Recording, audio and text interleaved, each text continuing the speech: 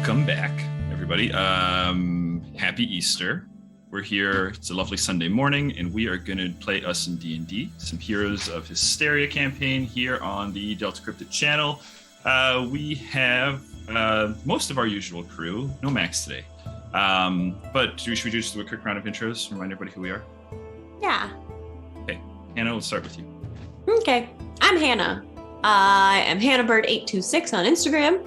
You can find me on this channel in this campaign, Sandsea Saga, Heroes of Histaeria, and also in the Terra Magia campaign, Monarchs and Murderers.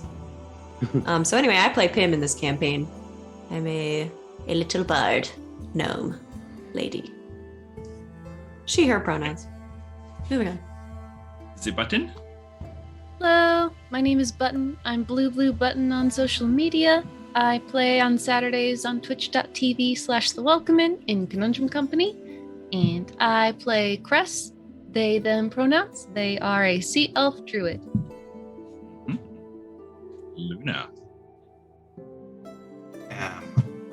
Nigel, you can find me on Insta at YoSoyNigel. I play Lunasa Elwins, High Elf, which I think I haven't mentioned up to this point out loud. Oops. Just assumed. From the attitude. And yeah, that's fantastic. And Lycus? Well, hello. My name is Raul Alejandro Gonzalez Enriquez, but you can call me Ollie. And I play Lycus D. Stratus, greatest pirate to ever walk the world. And also, most likely to die horribly. And we're both he, hims. And yeah, that's all I got. I like how you managed to take what is a fantastic name that probably includes like most of the alphabet down to 3 letters. What I really like is that he's the greatest pirate to walk the world, which does seem correct to this point. Well, I was gonna say fly in the sky, but like we're not there yet. We're not there yet. don't have a ship. We can't survive one session with a ship. Oh man, okay. We're working on that. And I am your dungeon master, David. I go by Zenokami in various places of the internet. He, him pronouns, and you can catch me, if not here, playing the drug-addicted cyborg Shin in Tales from Terra. All right. Should we do it, guys? Hop back in. All right. Let's go. Let me move the wire so I can actually read the screen here. Okay. Last time, our heroes learned of a possible connection between Pim's family, the Kiguana lizard folk tribe, and the dragon they call Vultha Kepisk, the Black Storm.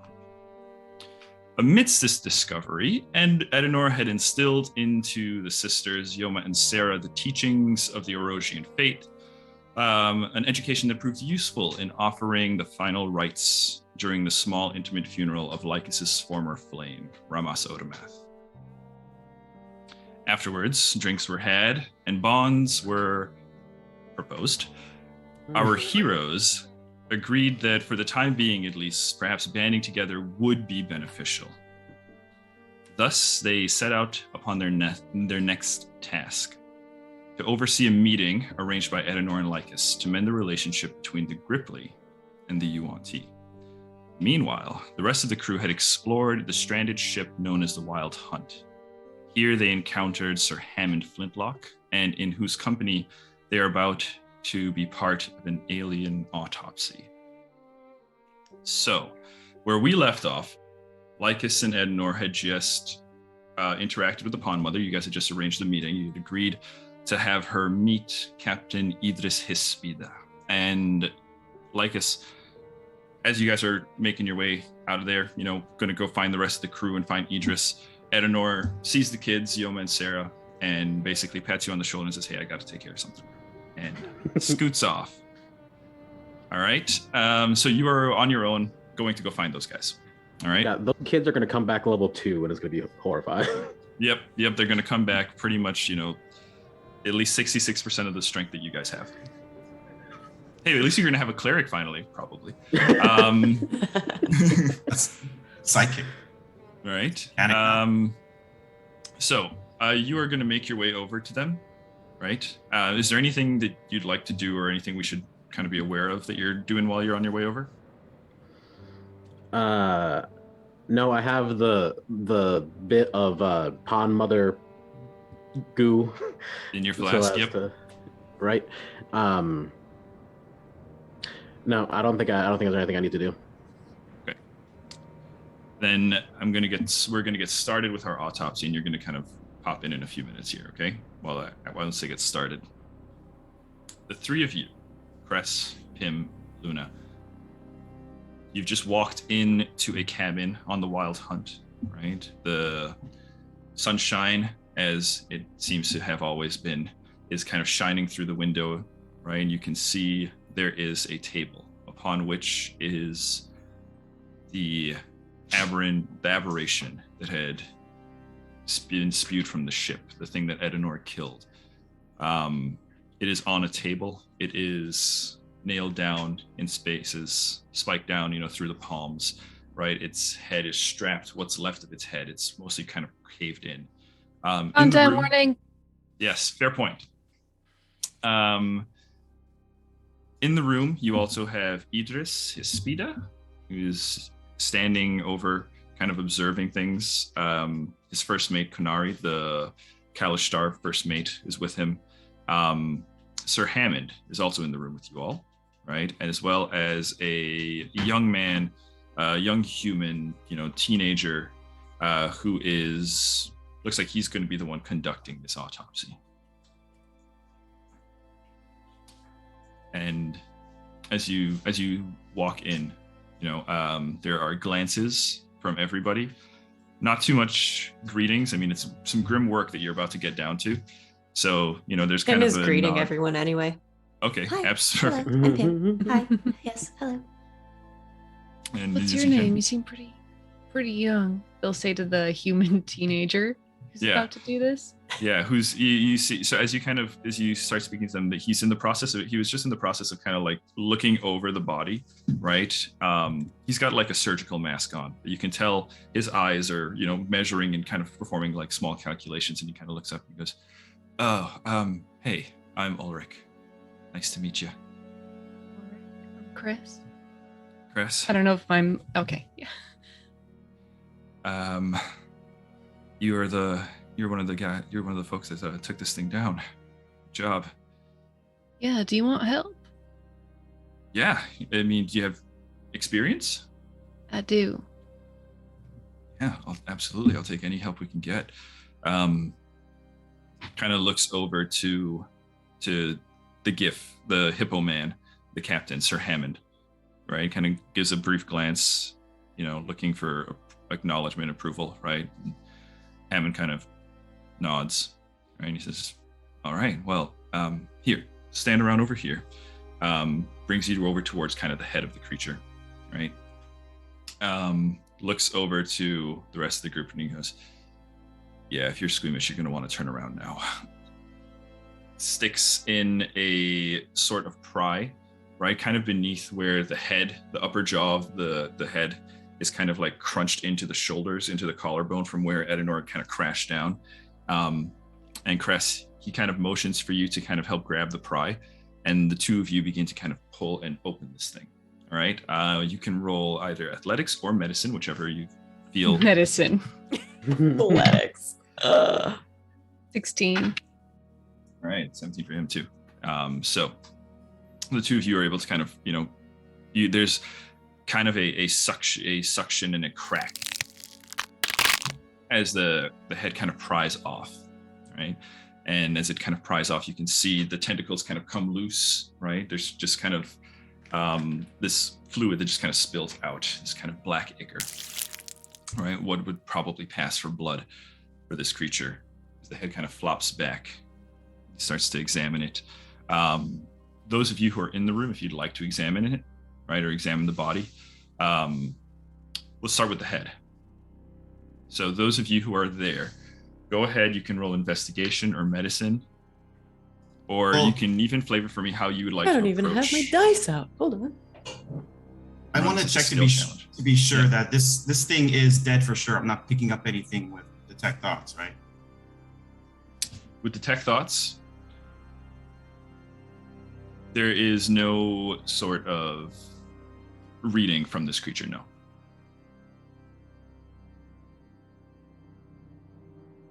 22 medicine.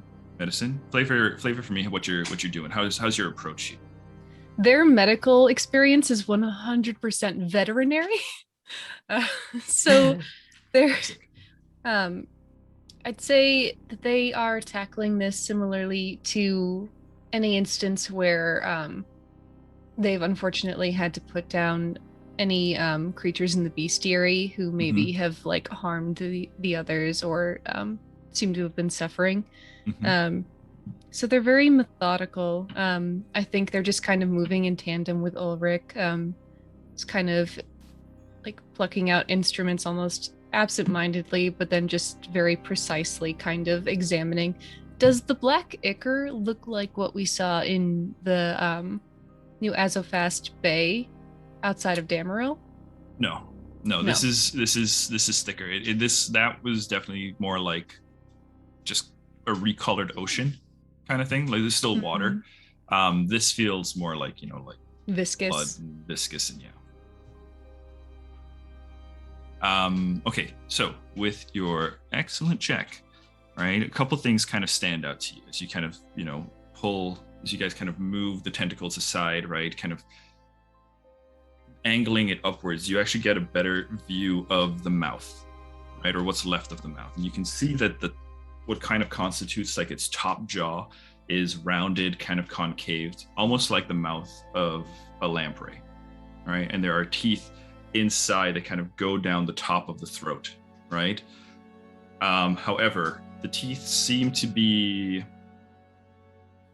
you've seen this before with young animals and stuff. They seem to be almost like juvenile teeth. They're not adult. They're not very very robust. They're not very formed, right? They're kind of smaller, right? The lower jaw, though, however, is that of a humanoid. It's got kind of a hinged shape to it, right? It's got the same kind of block kind of shape, right? You can see it's got human teeth or humanoid teeth, right?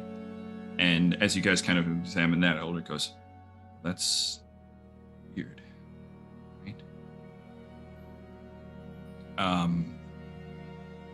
He turns to you, Luna, and he goes, "Hey, on the shelf over there, bookshelf over there, there's a few different documents.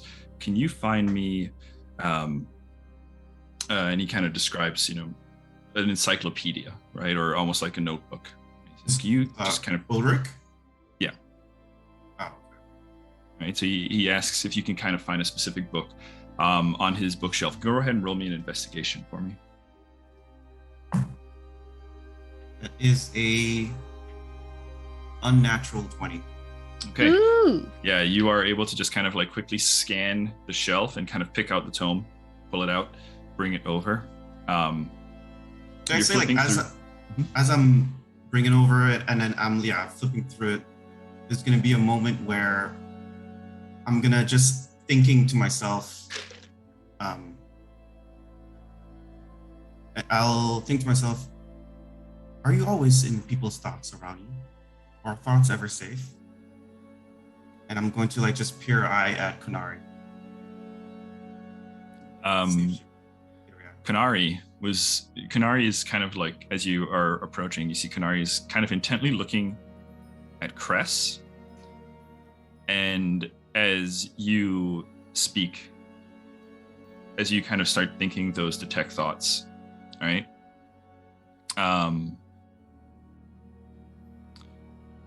Trying to think. You can't communicate with detect thoughts. You can think this, right? But it only really works. Okay, yeah. So you start thinking this. I'm just thinking the words. Sure. You see Kunari's attention is actually primarily on Cress at the moment. Right, so probably not actively scanning or thinking about you. Okay. Right. So you're able to bring the book back, right? You can, you lay it down on the creature's chest, and Ulrich starts kind of flipping through pages. And pauses and says, kind of angles it towards the group and goes, now, all right, guys, look here, right? Kind of starts pointing out the jaw, the shape of the jaw, and comparing it with a sketch in the book. And you can see it is the sketch of an orc jaw, of a female orc. Yeah.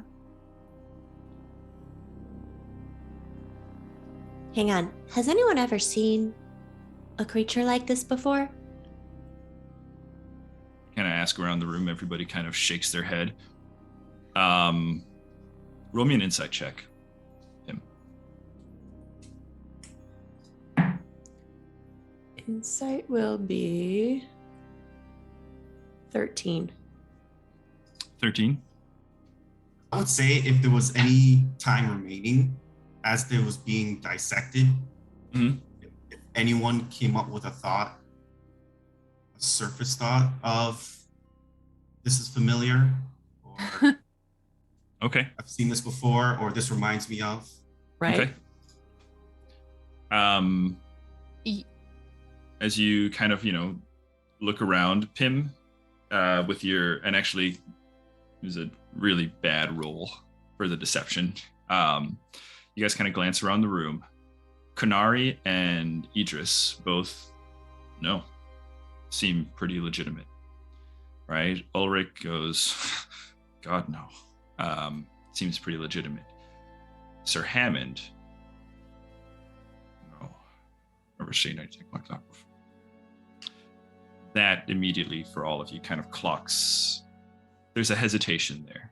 There is a moment of unsureness. Detect thoughts wise, you get it's close, not exactly. All right, and after that, I'll say, I think I took advantage of this. I think it's ran out for sure. Okay. Long time ago. I will say that Luna would also get a very vague, almost pictorial memory of they would see from Crest looking through a vat at a much more regal tentacular figure. Just kind of like eyes blinking, like very, very unsure. That's fair. You would see that from Pim as well, actually. I think I might have dreamed something like this, but it was bigger. It was not. This seems almost. This is a weird word, but half formed. DM, does this remind me of Anatol's work at all? Has anything gone awry like this, where like it seems humanoid but also monstrous? Yes, but I would say not Anatole, but some of the early stages of Titus's stuff that you saw in your youth. Hmm.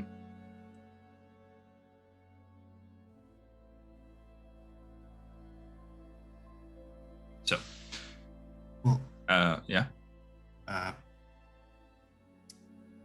Well, it appears that some of us might have be familiar with this. I'll just shoot this question out loud. Are the scum taking over known creatures and through biological experiments changing them into their own army? That is what I've been thinking too, especially with the way. I don't know if the scum are taken over. I think the scum with their crushed skulls, I believe they were humanoids at one point. And I've been puzzling over this, Luna, everybody. If the oceans were sucked up 2 weeks ago, I've done an autopsy on the scum. They're made mostly of water. I'm wondering, when you said the monarch was talking about completing the cycle, cycles, the thing about them is that they're cyclical, right? They continue over and over. What if this thing just goes to planets, takes all of their resources and their humanoids, and then makes them into an army?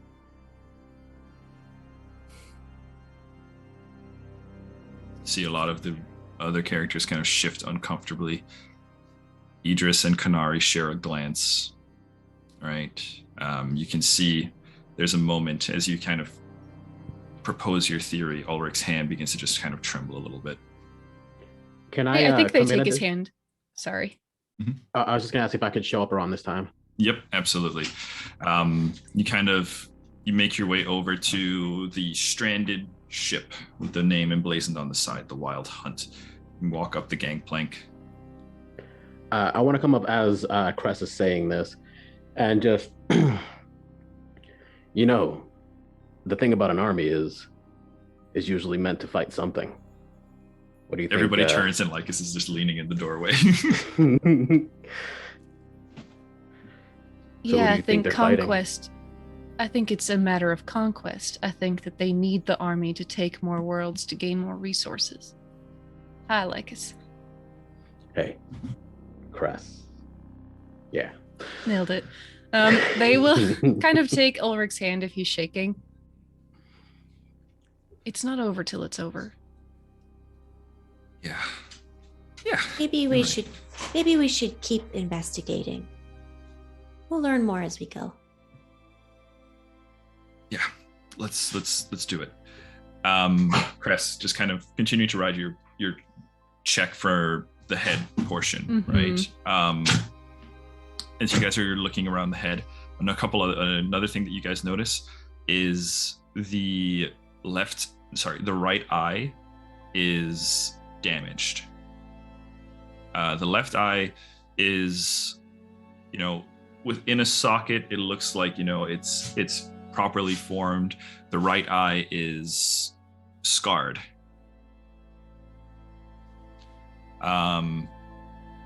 As you guys kind of peel apart different sections that would kind of make up the cranium and the skull, kind of glancing inside, you can see that what was its brain is mush. Edenor did quite a number there.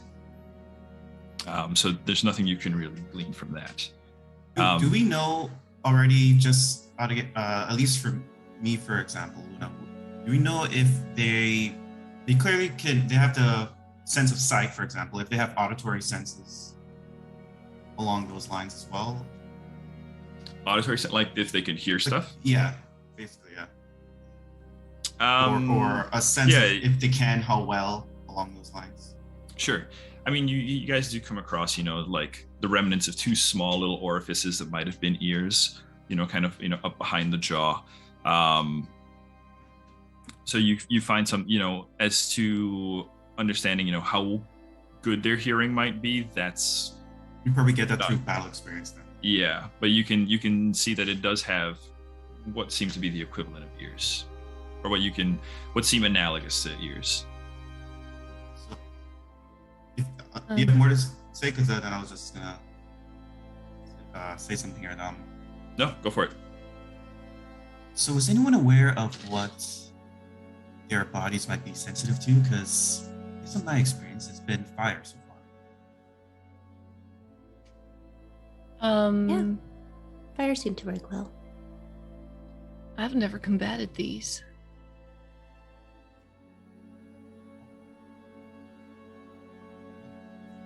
You happen to have fire capabilities, I'd suggest starting with that. Or running. Can I, just out of curiosity, I'll go to its foot, to like a toe on the edge, and the weakest I can cast Ray of Frost. Okay. To see how it responds? Yeah. Okay. Made more sense in my head before I did it. It's all right. I'll go for it. So, Ray of Frost is a cantrip, right? Yeah. Okay, so it's not a spell slot or anything. I'm just gonna say you do like minimum damage, or you're attempting to do minimum damage. Roll me an Arcana check. Let's just see what measure of control you have over the spell.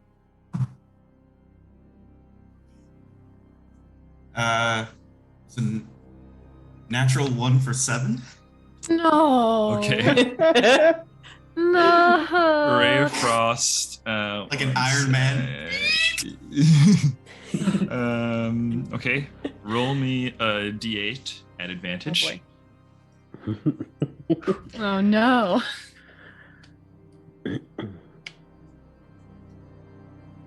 At advantage. Okay, that's a 6. Okay. So you do 6 ray of frost damage, right? So you kind of touch the toe, right? And as you kind of go to channel into it, right? You channel your ray of frost. It's like a blue-white light streak of cold.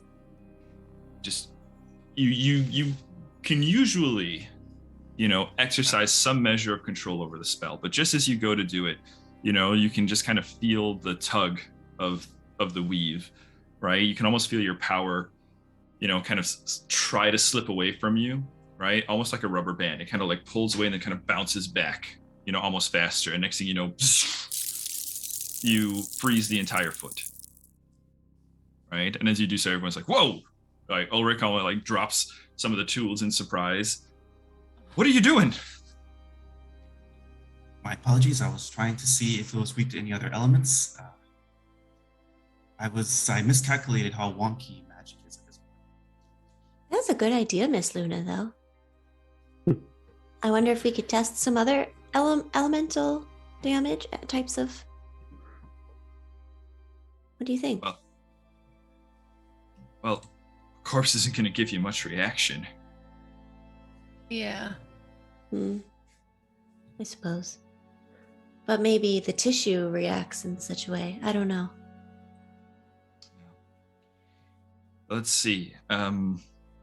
Let's take a look at its body. Kind of moves down. Have we looked at the tentacles yet? Oh, you've not. I would like to do that. Okay. Or you can roll medicine, nature, survival, whatever you like. I'll go back to Idris and Medicine. You have a pearl? Bad. Bar? 11. Do you have a pearl? Anybody got a pearl? 11, you said? Mm-hmm. Okay. The tentacles are muscular, right? But not equally so.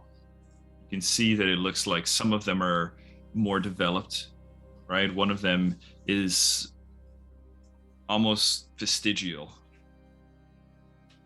And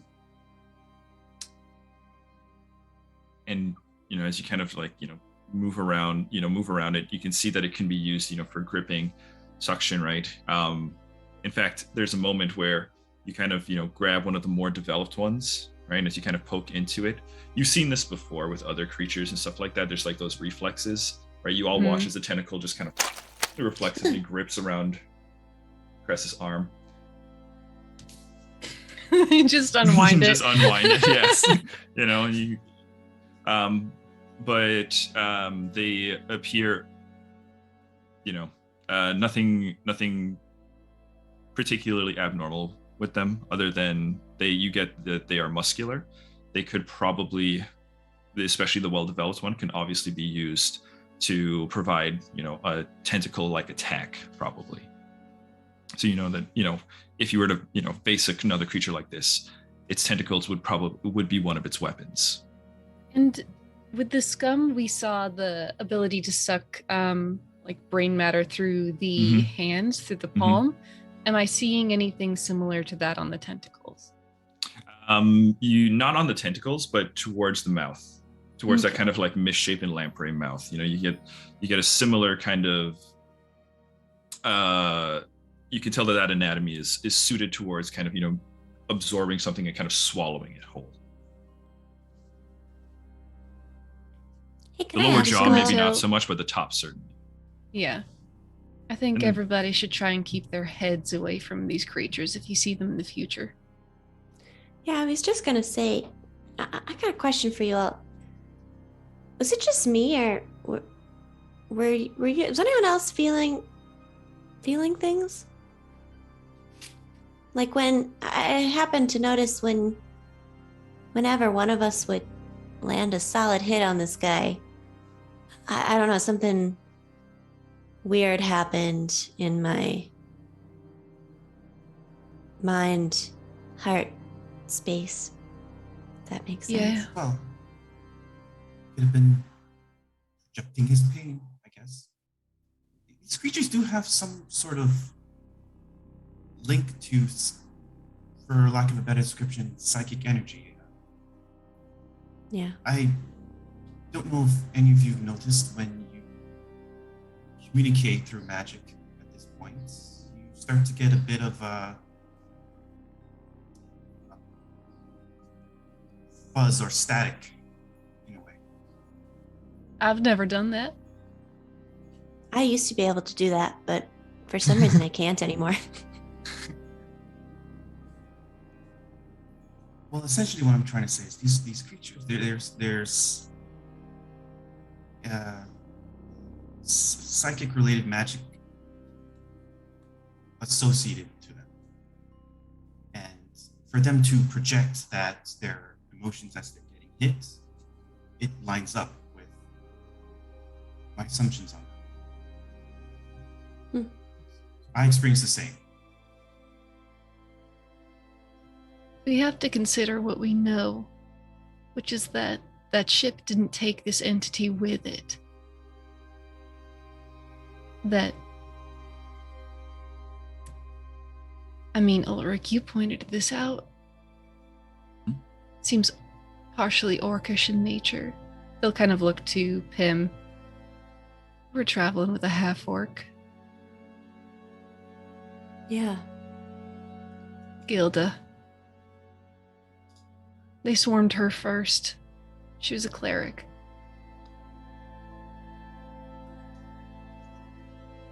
You don't think...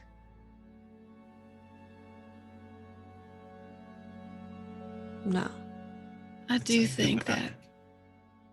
I'm sorry. No, I'll look at Pim, and that's exactly what I would presume. They were doing experiments on whoever. Sorry, what was their?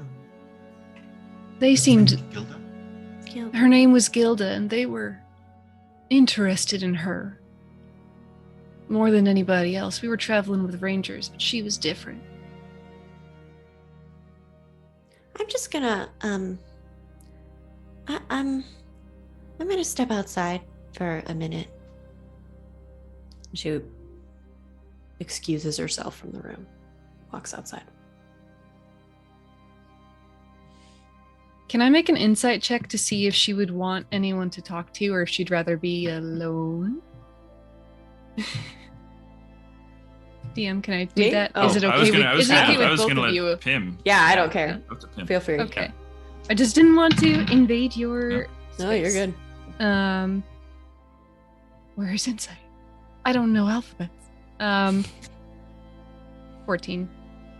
Yeah, she's pretty much wearing her heart on her sleeve. She's fine alone and knows that you are very skilled in this area and you should probably stay and do your thing if you're comfortable.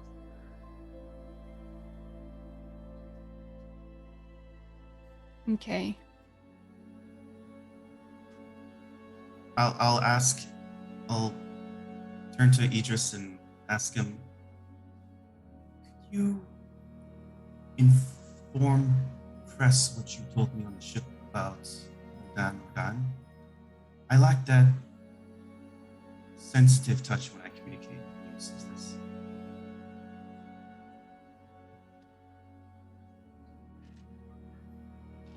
Sorry, were you talking to me? Yeah, I was. Sorry. I was also getting texts from other players too. Come again with your question, please. Idris, tell Cress about Mudan or Dan. It's Muldan or Dan. What about it? They're not aware of what its current condition might be. Well, looks to you, Cress, and goes, I can't say for certain, I've not seen it, but our scouts reported that Muldan Ordan is completely destroyed. Between I assume, whatever sort of calamity struck the world, destroyed the entire city. Including the tower. That's where Pim's mother's supposed to be. I've not seen it myself, but other scouts have reported it. Is there any news? I'm sorry. What were you saying? I was just saying our sheep was meant to just scout sort of the southern region of the jungle. And it was on that mission in which we came across Luna here and Lycus.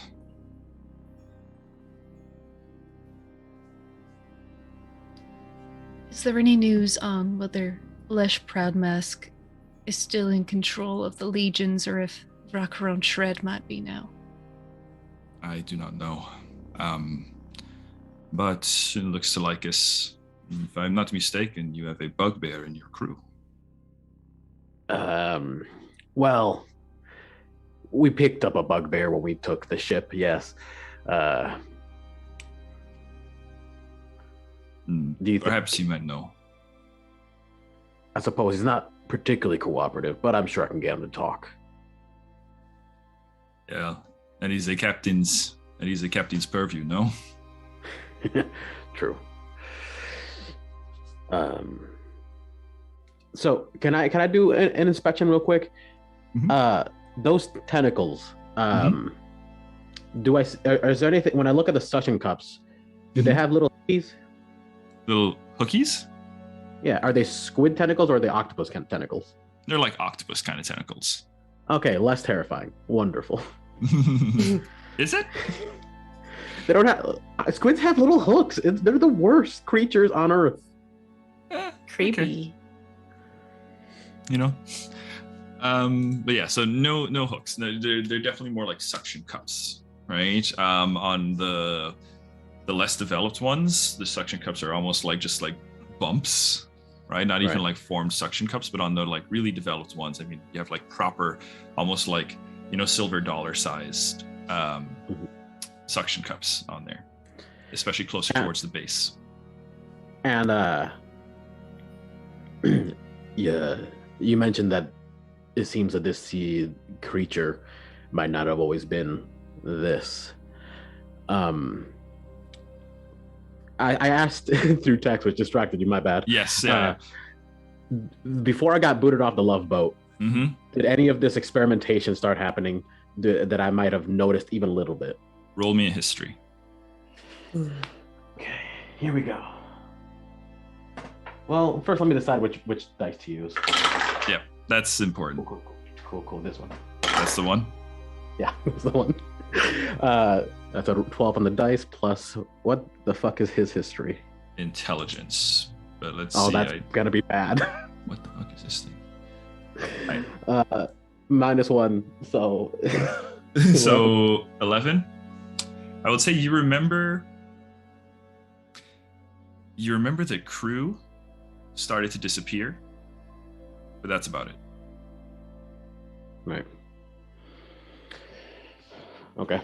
They were never heard from again, but you do remember crew disappearing, and like you were, you know, you'd wake up one morning and fucking Jerry would be gone. Not Jerry. Jerry! Why? Kill him, scream. Leave Jerry alone. While I was traveling with these people, our original crew, they slowly started to disappear. I'm starting to wonder if maybe they experienced a similar fate. I'm sorry. It's in the past. You said this was a half-orc? There's another thing we can do to confirm. Orcs have 3-chambered hearts. And Ulrich, you know, kind of nervously interjects. The orcs have 3-chambered hearts. We could go in, see. He kind of looks to you, Cress, and give me a hand. Yeah, of course. All right. Medicine checks. Medicine. Oh. 10. I rolled a 5. Okay. He rolled a see, that's gonna be 17 for him. So he did all right. Okay. Not as good as the first time, right? The tissue is awkward, right? It's the cuts are not super clean, but you guys are able with enough time to get into the chest cavity, right? And in there you do find the creature's heart. As he kind of pulls it out, he can kind of examine it and go, yeah, this is an orc heart. And he kind of points out, kind of flips in the notebook that Luna had grabbed earlier, pulls up the anatomy of it and kind of shows, consistencies. There are parts of it that seem a little bit different than what's in the book, right? But functionally and anatomically speaking, they're quite similar. In that case, so Crest, the small one, they were friends with who this might have been? No, we were just traveling with the Ironborn Rangers. We met her maybe 3 days before we were taken. Well, but Pim's allowed to feel what she's feeling. Of course. I've met a couple of half-orcs, and when they pass, they like to share their tusks to the people they cared about. You either be remembered or put to rest. Ollie, can I have Lycus roll me a history check at advantage, please? Cool. I was making that up, so it was right.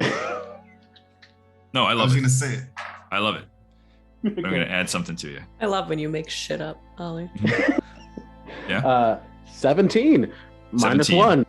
Okay. So not only, so that is a practice, right? That is like the modern version of the practice, right? Orcs traditionally, and this is mostly true maybe within like some like orc tribes, and the practice has been adapted to half orcs, so they've moved into societies and stuff like that. But it's rooted in a practice that orcs themselves did, and probably some tribes still do, where they would actually pass on, essence and power to each other via the eating of hearts. And it is said that if you eat a heart, you actually, like orcs who would eat another orc's heart would actually like gain essentially a buff, mechanically speaking. They're said to, be able to kind of acquire, momentary powers and stuff like that, momentary boons. Gotcha. One last question then. Is this that respectful thing to do to the orc itself? Modern practice in modern societies, not exactly. Fair. These are old ancient practices. In response to... Oh, Yeah. sorry. No, go ahead. In response to the question he asked, their partner unfortunately passed. She fell off the ship. Well, maybe we could put her to rest in a more proper way. That might also help our friend. That seems Also, right. About that heart. You gonna eat that? No.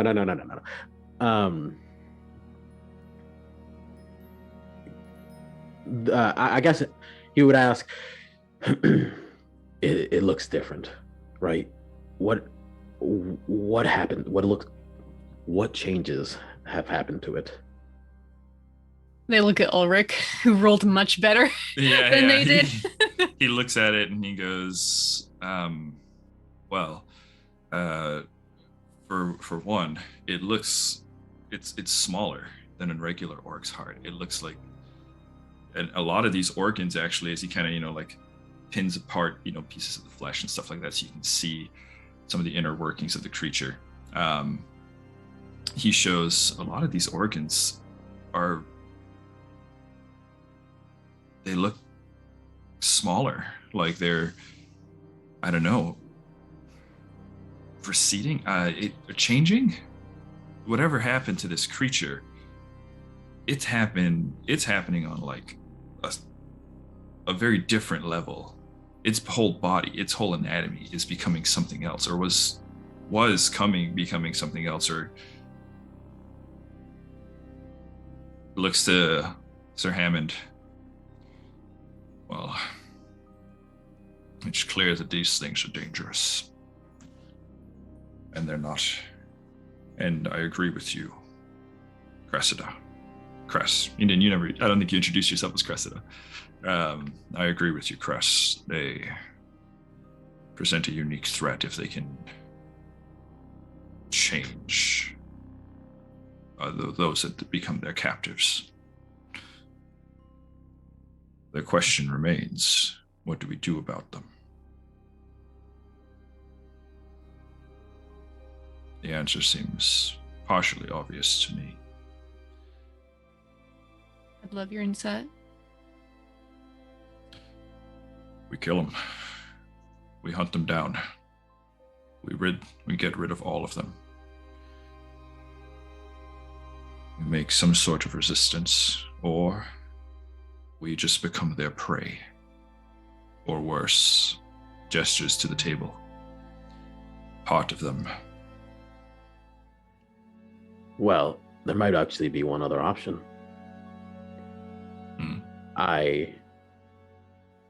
I've only recently developed a bit of experience with this, but from my experience, when something changes, it can change back.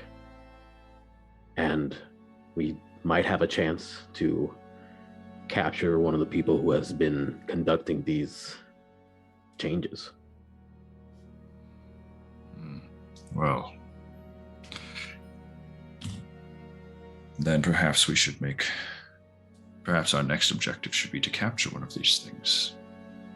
I do not think this is far beyond the capabilities of magic. I would go so far as to say nothing I am capable of currently.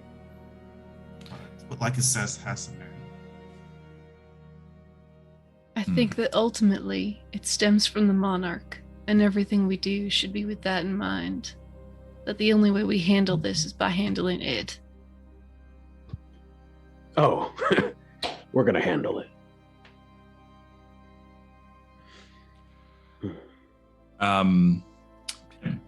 While they're conversing in here, what are you up to? So I would like to have gone outside into the sand and plop my little butt down and take a few deep breaths because she's feeling overwhelmed. But then she's going to just revert back to something that she knows makes her comfortable. So she takes her flute out and plays a little song to herself. Not very long, just a couple of minutes. And then beyond that, what she'd like to do is take out her tinker's tools. And she's going to start making a little clockwork device. Okay. So that we can hopefully keep track of time, since there's no indication in the sky. Yeah, as you kind of walk out, it still looks like noon sun. Like the sun is high and it's not moving. Did we talk about what time it would have been before this autopsy? I thought we had that conversation in the last session. The date? Yeah. We know the date. But we don't know as far as time goes, it's eerie, you know. And you all start to kind of notice this the longer you're out and about, is that it's not getting any darker. The sun is not moving. And you find that it is perpetual daylight. So then the way I construct it is just that it's movable. You can set the time and you can change it if needed. Okay. So that's what I'm doing. I'm just tinkering. Sure. It's going to take a bit. So let's go ahead. Let's have you roll Arcana, or you can roll. We can do this as a skill check. Kind of describe to me how you're doing this, and we'll see what roll would apply. Because I could see sleight of hand using your intelligence modifier, Mhm. but I could also see a couple other options too, depending on how you want to flavor this. Yeah, well, it's not magical. It's mechanical. So You cannot roll lower than a 10 on the sleight of I hand know. check. Just Oh, reminding you. I'm making the case Damn. for sleight of hand. okay. So, yeah, yeah. no, I can see the case made for it. It's just it's very small. It's a tiny device, so it requires a lot of dexterous hand movements and Fine tuning. I got you. things like that. Okay. Yeah. All right. Go ahead and roll me that sleight of hand. Let's see how amazing I do. Well, it's a good thing I have that feat. I rolled a 2 on the dice, so that's gonna be a 13. 13. Do you have 13. proficiency in Tinker's tools? I do. Yeah. And you're it's yeah, right. you do, as 15. you know. Yeah, So, yeah, you yeah. add your- Thank you. So it's 15. You So got it's a this. 15 total. Okay. With the 15, you do manage to begin kind of the framework of constructing the device, right? You've at least got the body of it kind of, soundly constructed. Now it's a matter of, just kind of putting in the mechanisms, and over time you'll be able to kind of, as long as your checks continue to be the way they are, you'll be able to figure it out. So I'm going to say payment clock, working device, attempt 1, success. I'll review some rules about your craft. Okay. Okay, so the rest of you, Sir Hammond, you guys kind of poke around the body a bit more, but essentially what you can continue to manage to glean, though, is that yes, this creature was once a half-orc, right? It was changed into the form that you see now. So I'll say to Hammond, mhm. yes, it's pretty clear that we have to get rid of whatever this invasion is going on. Mhm. We need a bit more specific of a plan. Perhaps try to unify whichever cities are remaining. Try and spur scientific creation to try and get to where this monarch is. Our only presumption right now is that with this new red moon, it is really. And you hear from the corner by Idris, and he goes, I agree with Luna, and flicks a thumb out to you, right? And you see there's a glint. With your reflexes, you reach up, catch, and in your hand is a pearl. I always keep one on hand for just such an occasion. Thank you. I want to poke Luna in the ribs a little bit, and just like, I think he likes you.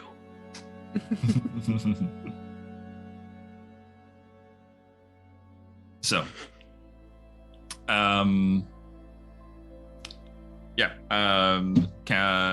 Idris, looks at you all and goes, well, thank all of you for assisting us not really you so much, Luna, but turns to Lycus and Cress. Again, thank you for your assistance in rescuing my crew.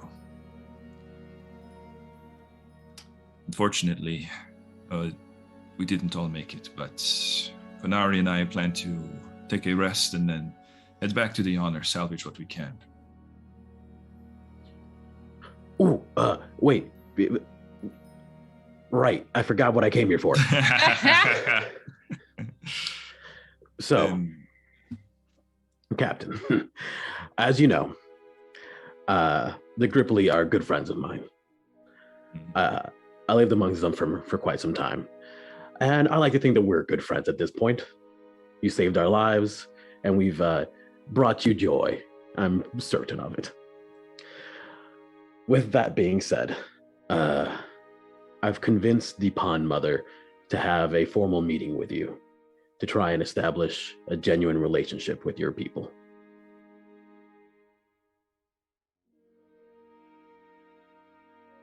And you got her to agree to this meeting? Of course. Come on, who do you think you're talking to? Of course. Well, I will admit, I must confess, I have some interest in meeting these Pond Mother. My original mission was to go out, learn what I can, perhaps find a way to fix the situation with the magic, but also to make allies. The Gripply, and he kind of, brings you all to kind of like the window, and you can see, the frog grove in the background, dry, nobody moving around. Because the frog grove are not exactly a powerful ally, but a symbolic ally, certainly, especially for my people. Your people, I want to. You don't have the best reputation. People see you coming. That's true. That's true. And they see evil. The Gripply as well. This isn't going to be the easiest conversation to have, but the Gripply, the world over, are seen as kind and welcoming, loyal. If you have them supporting you, I imagine others might find you more friendly in your own right.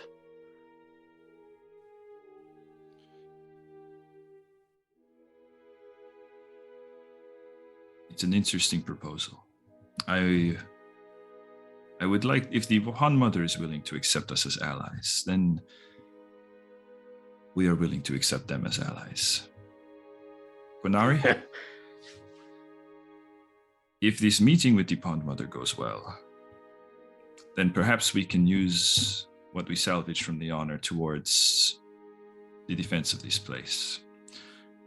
An ally of Sra'aras, the world needs to know that if you are allied with Sra'aras, you will be protected.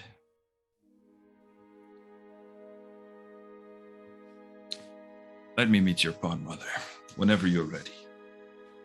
But okay. I would say Quinari and I are hoping for a rest. It's been quite a day, as you imagine. Losing a ship is never an easy day.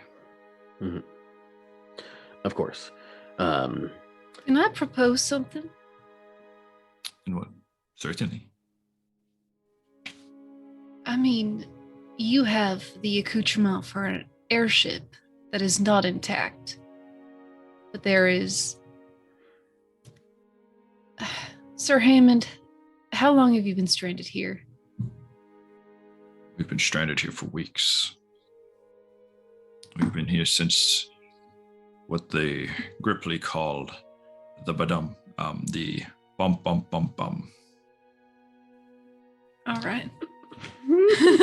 My crew call it the last wave, but it's easier for them.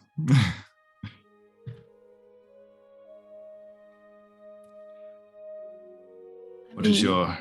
Yeah. Captain Idris said it himself. Sra'aras takes care of its allies. If you were to ally, to create some sort of partnership, perhaps you could get the Wild Hunt out of here, and Captain Idris would have a way home. Two captains look at one another and kind of like, I like that idea. However, there are other reasons why we are stranded here. My crew, since we've been here, have taken to assisting the Gripply in whatever way we can. And the Frog Grove, in its current state, is an appealing target for a lot of different creatures. They've come under assault. Sometimes it's velociraptors. Recently, it was a large white ape. It attacked. And my crew and I were able to stave it off. But in pursuit of it, I was injured. Okay, Ulrich and I returned, but my crew have vanished in the pursuit of the creature. So getting That's our more ship... about Cassius. Kind of looks at you. I don't recall mentioning any names. I have my way of finding out things. What was the name Luna just said? Cassius. Cassius Bright. He looks at you and very much watching you closely now, Luna. Cassius Brightfang is my first mate. Would have been leading the hunt.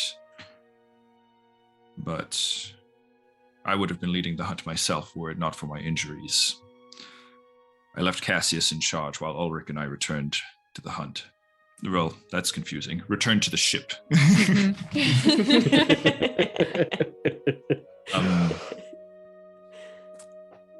Cassius and the rest of my crew have not returned for at least 3 days.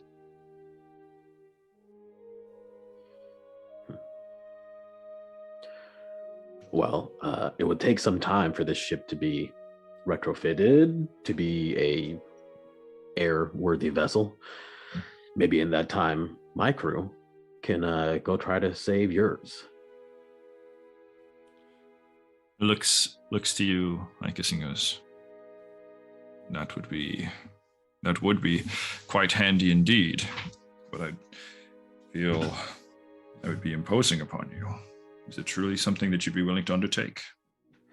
Of course. And the payment would be a nominal fee of taking us wherever we need to go. You said you have a crew, but Yeah. I gather you don't have a ship. Well, right now, none of us really have much of a ship, do we?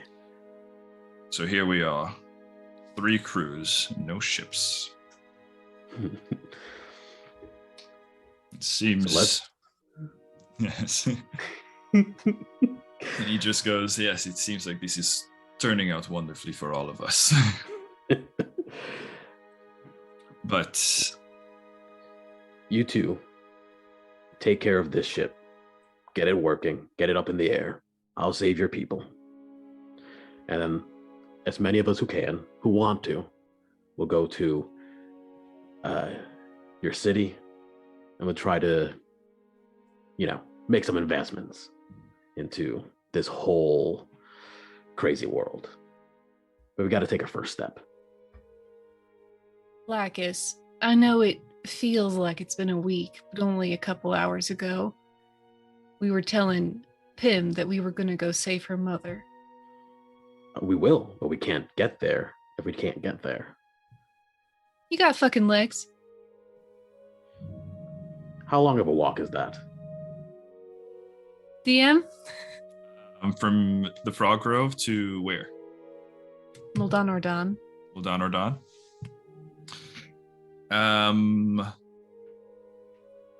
That would be through the jungle. That'll be probably about maybe a week, right? Maybe a little bit longer, depending on things like terrain and shit like that, right? Assuming everything goes well. Constant daylight. Mm-hmm. A week, Constant maybe daylight, 2. Yeah. Or water will be coming from us, basically. All right. So a couple weeks to get to her family. How long would it take to get this ship possibly in the air with your incredible technology, Captain? It'll be difficult to say. We can ask. Perhaps we can ask my quartermaster. They might have a better idea. I'll get back to you on that. Unfortunately, it would probably go faster if we had our power suit. It's a special type of armor that would augment somebody, give them a bit of extra strength, make life a little bit easier. But it's one of the things Konari and I would be hoping to salvage from the honor. Okay. Did see something shiny in the sand outskirts. Flew off from there during the crash.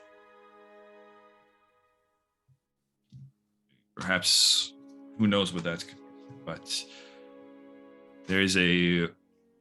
it seems to me that we have a bit of figuring out to do.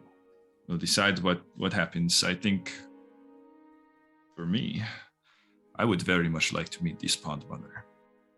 But after I've had a rest and cleaned up myself a bit, I need to put my best foot forward.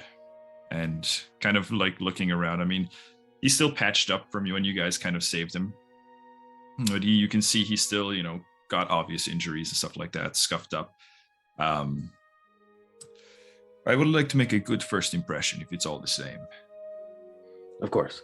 Go, rest, talk to your quartermaster. If we can get this thing fixed up in less than a week, fly off to where we need to be.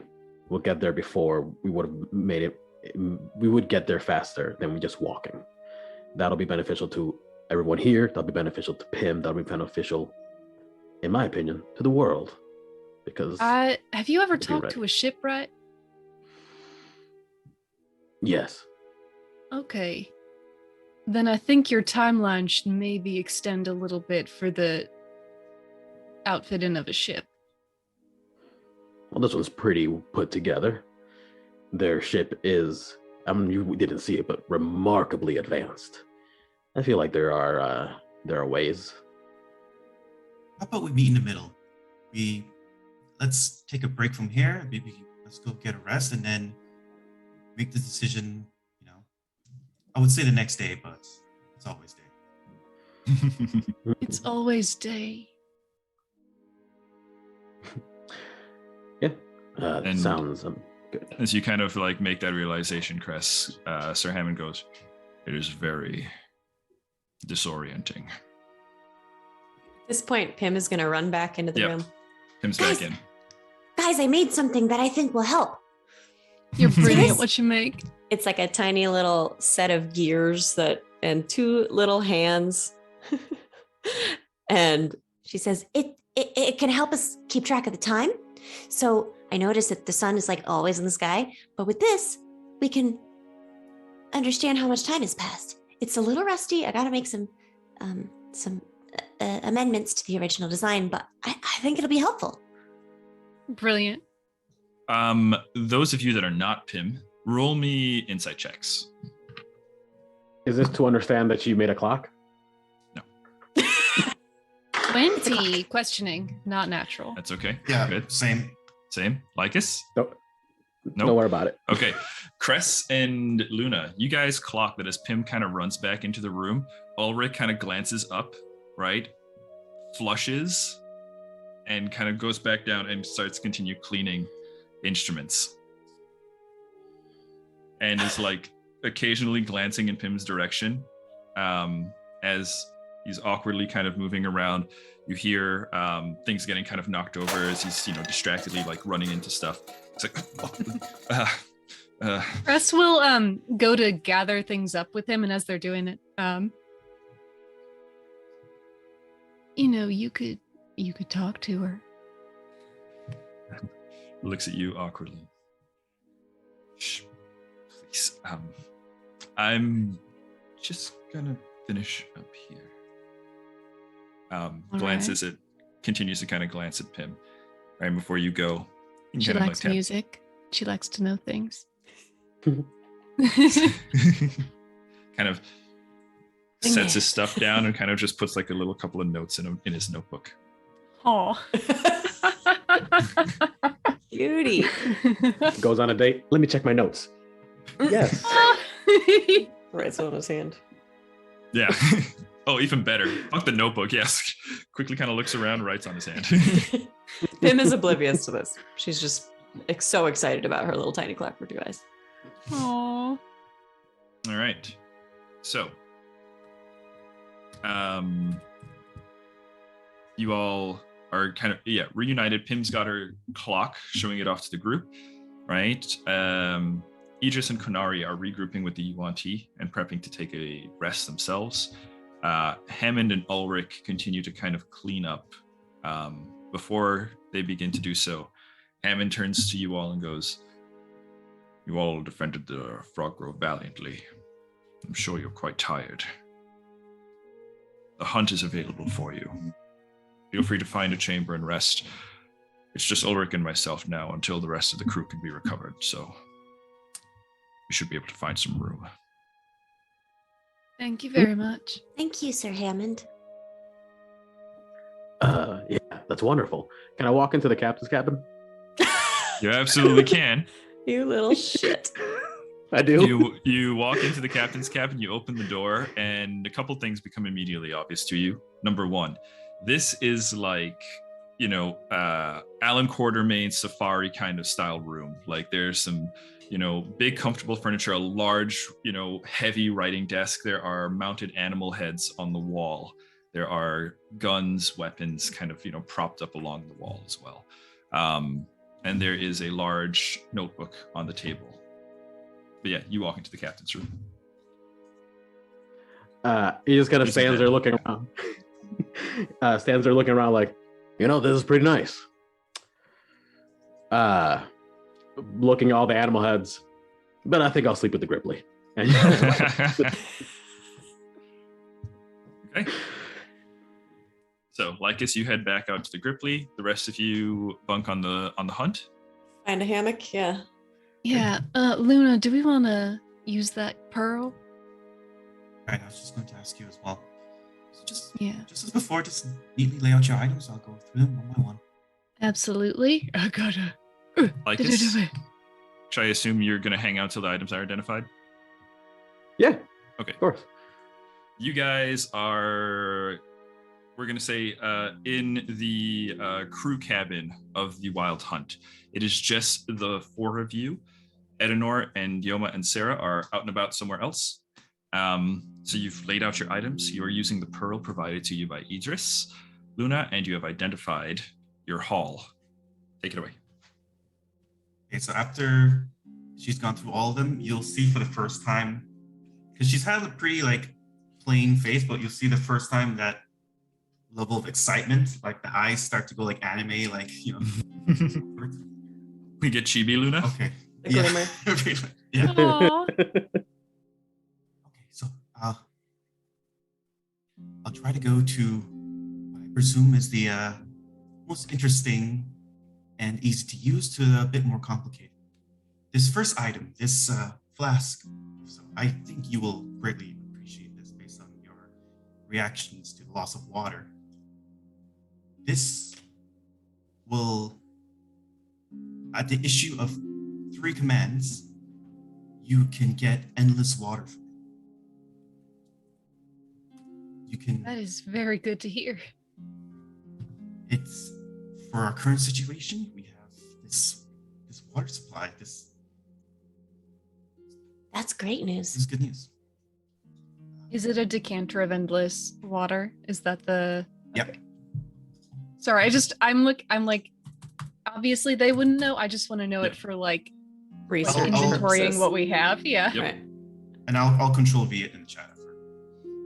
This next set of items, I think this might be more useful to you, Pim. These boots, I don't know, you don't know if you're the fastest, but they can increase your speed by a little bit. And if you wanted to wear heavier armor, you wouldn't slow you down at all. Oh. That's You could good to jump know. You could jump pretty far, too. So. Oh. Wow. For now, I'll give it to you. I don't know if we as a group want to do a democratic decision on this, but I would hand it to you. No, whatever you think is best. She grabs. This next item is up for grabs. This little ball, this iron ball, if you throw it at something, it will open up and latch around whatever huge creature. Oh. And if they're not strong enough to break free from it, they'll be restrained for Oh. a period of time. I just put Pokeball in my notes. Pretty Same much. idea. Holy shit, that's exactly what it is. It is quite strong. I believe if you use this on a more, let's say, physically imposing creature, if you were to use this on me, for example, it's way less likely that that creature is going to break out. Judging from Got the it. strength. Well, I would love to keep that in my pocket just in case. Oh, don't worry. I think I have the item for you, Lycus. I'm getting there. Oh, okay. This next item, and I'll take the staff out. This will increase your magical capabilities in combat. By a little bit. Out of game. +1 to Nice. spell attack rolls. And if we encounter any creatures in the sky, it gives you a little boost to try and blind them, possibly. Ooh.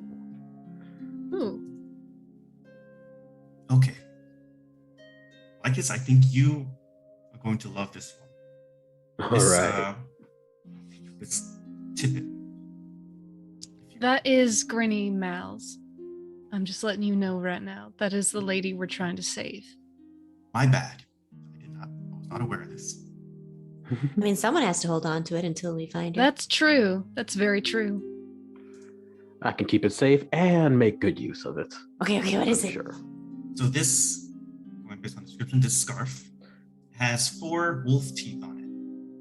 And It has like an entire like head, and then like the jaw is still on it. right. You have the option. You can take one of these teeth and then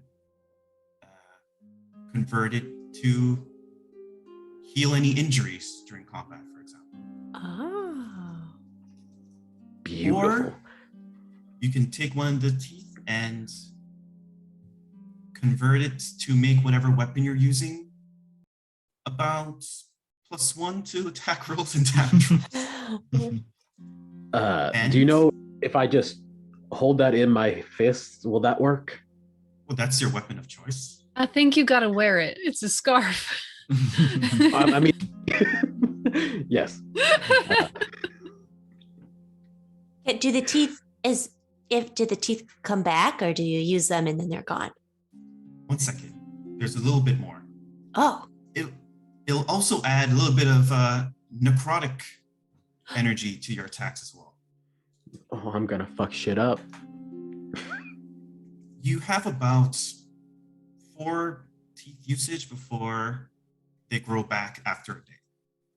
okay.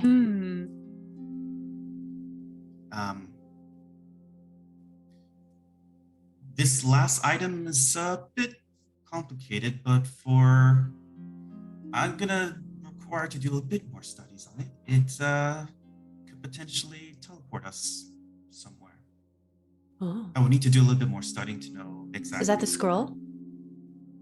This would be the tablet. Tablet. So I think I will hold on to this one for now. Okay.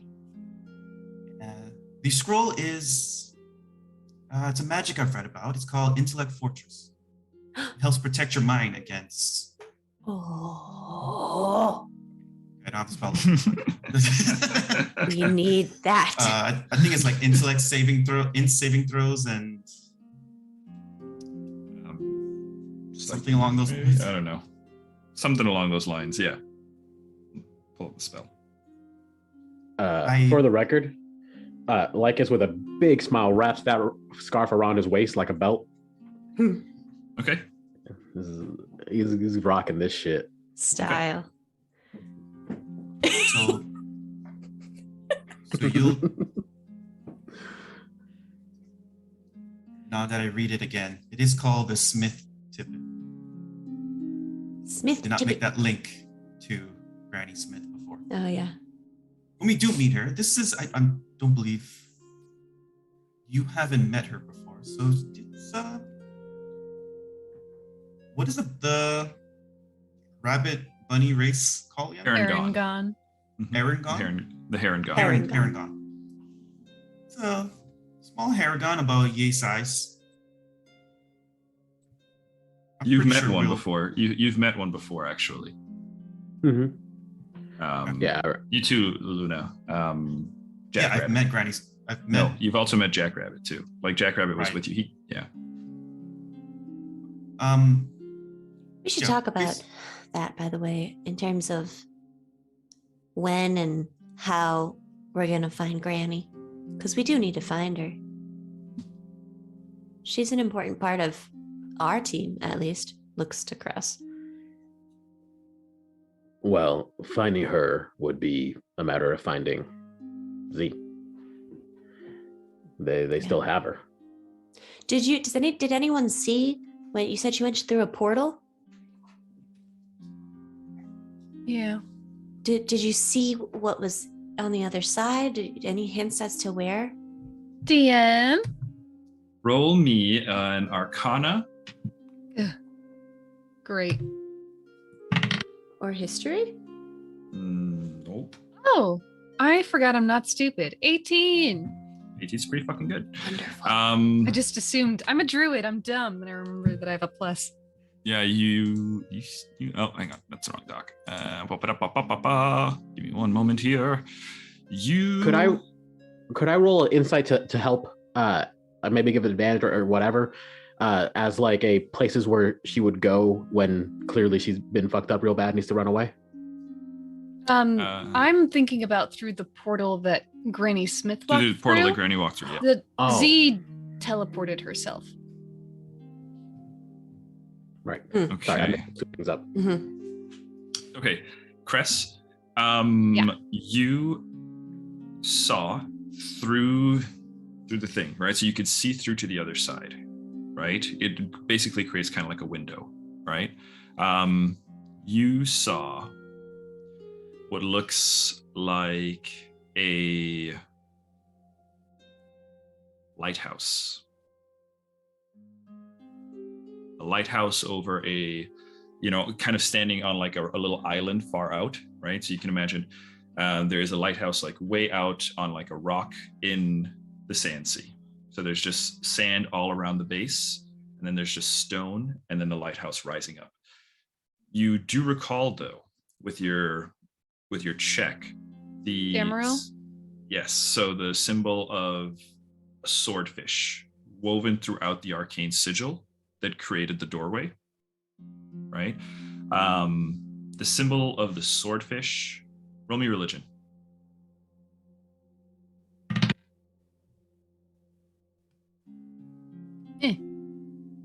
12. That's okay. I was about to say 12 is the DC. It is just one of the symbols of the pantheons of Oros, which isn't super rare knowledge or anything. It is, and being a sea elf, you would obviously be familiar with this one because sailors would have this on their ships, carved into the hulls and that kind of stuff. The swordfish is the symbol of Eliza, goddess of the sea, or god of the sea, rather. So that sigil was woven throughout that symbol was woven throughout the arcane sigil. So that portal, you know that a lot of times the god of Eliza, the god of the sea, their temple would double as a lighthouse. Mm-hmm. She went to Damaril, the lighthouse there. And Damaril. geography-wise, really quick, Damaril is on the way to Muldan Ordan, correct? It's past it. It's further north. Further northeast. Yeah. So yeah, it's north of Muldan Ordan. I north thought of Muldan, yeah. Where are we? Where's the Frog Grove? The Frog Grove is south of Muldan Ordan. So okay. here, I'll kind of give you a little sketchy sketch on the roll 20. Oh, that is a circle. That is not what I want. I want draw shape, please. Freehand. That's what I want. Let me change the color so you can actually see. Bright green. Will this show up? You can kind of picture it a little bit like a cape. I'm drawing it now. Oh God. I don't think can I select it? So, Muldan Ordan. Can you see the kind of the weird curved green sea? Muldan Ordan is kind of like on the northern part of this peninsula, right? The Frog Grove is on like the southern part of the peninsula. Okay. And then Damaril is north this way, yeah. Okay. Okay. Kind of back in towards the Empire. Damaril is right the Empire. north of the Ironwood, correct? Yes, correct. Okay. Yep. I'm reoriented. I know where we are now. Okay.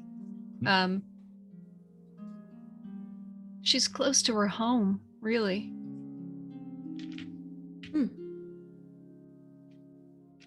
Well, Damaril's not far from Muldan Ordan. If we go there, we can swing up, see if we can find Granny. Wait, did someone... Was it Cress, were you saying, do you have a way of either speaking to someone or locating? I'm gonna try, but Oh yeah. I mean, I think I have to try Brock first.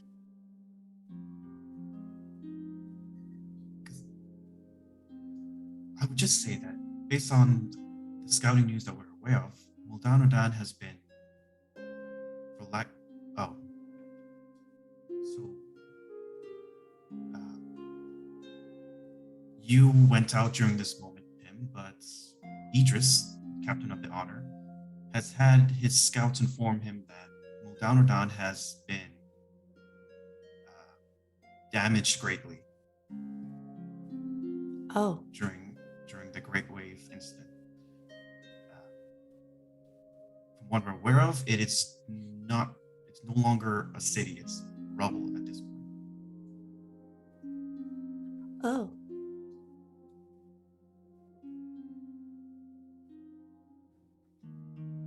So Okay. we need to discuss our plans here. Can't remain here forever. We need to figure out where we're going to go from here. We have Pim's parents to look for. And we have the ship to be built. We could go and help Cassius, who's been taking Cassius and the rest for Flintlock. And we have Granny Smith. In terms of priority, I would say Pim's parents are number one. I agree. I think Pim's parents are the most important issue. I'm not sure if they should be our first issue. I'm not sure if just walking to this city is the most effective thing. Listen, I want to help. I want more than anything to make sure your family is okay.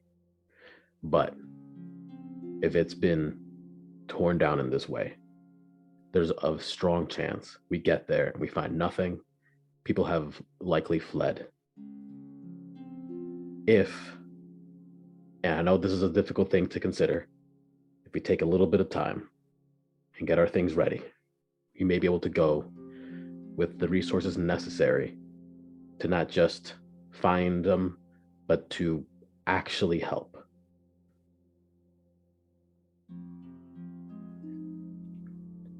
I think if... Yes, please, Cress. I think we wait until we get that estimate on how long it takes to fix that ship. Because it's a week travel. If it takes more than a week to fix the ship, then we're just sitting on our hands doing nothing. Yes. Well, part of this, I think, and Pim, now that you're here, we can really discuss this. Senor Hippo, his crew is gone. Captain Flintlock. Thank you, Captain Flintlock. His crew is missing as well. They have been defending the Grove from all sorts of onslaught. If we simply leave, that leaves the people making putting the ship together in danger. That leaves the Grove in danger, and that leaves us without any allies. If we help his crew, and we need to talk with the other captains and see how long things will take. But my hope is that it doesn't take more than a week. We help his crew. We bolster our forces. We provide security for the Grove and the ship. And we have ourselves allies that will not only be here when we need them, but might also be able to provide some sort of sanctuary for the people in the city that were destroyed, for people like your parents. And then we go to your... Right. I think you're right. I think that it's smarter to be well prepared than to get there quickly. And allies in this world now are indispensable, I think. I'm glad to hear you say that. And Cress, I know that you seemed upset about my suggestion earlier, and I understand. I'm not a quartermaster. I don't know the numbers. I'm not that person. But I know that in a world like this, what you need is people. If we abandon who we have now to find someone who might not be there, I don't know. It doesn't seem right. He's right, Cress. I respect that. I expect you to respect people who know better than you on issues where you are uneducated. Of course, that's why you're here. I was not talking about myself, but thank you. Well, you, Pim, Luna, you're all here because I'm not particularly capable at a lot of things. I respect your compassion for the people here. I just want to make sure that Pim's family's okay. She's been looking for him for a long time.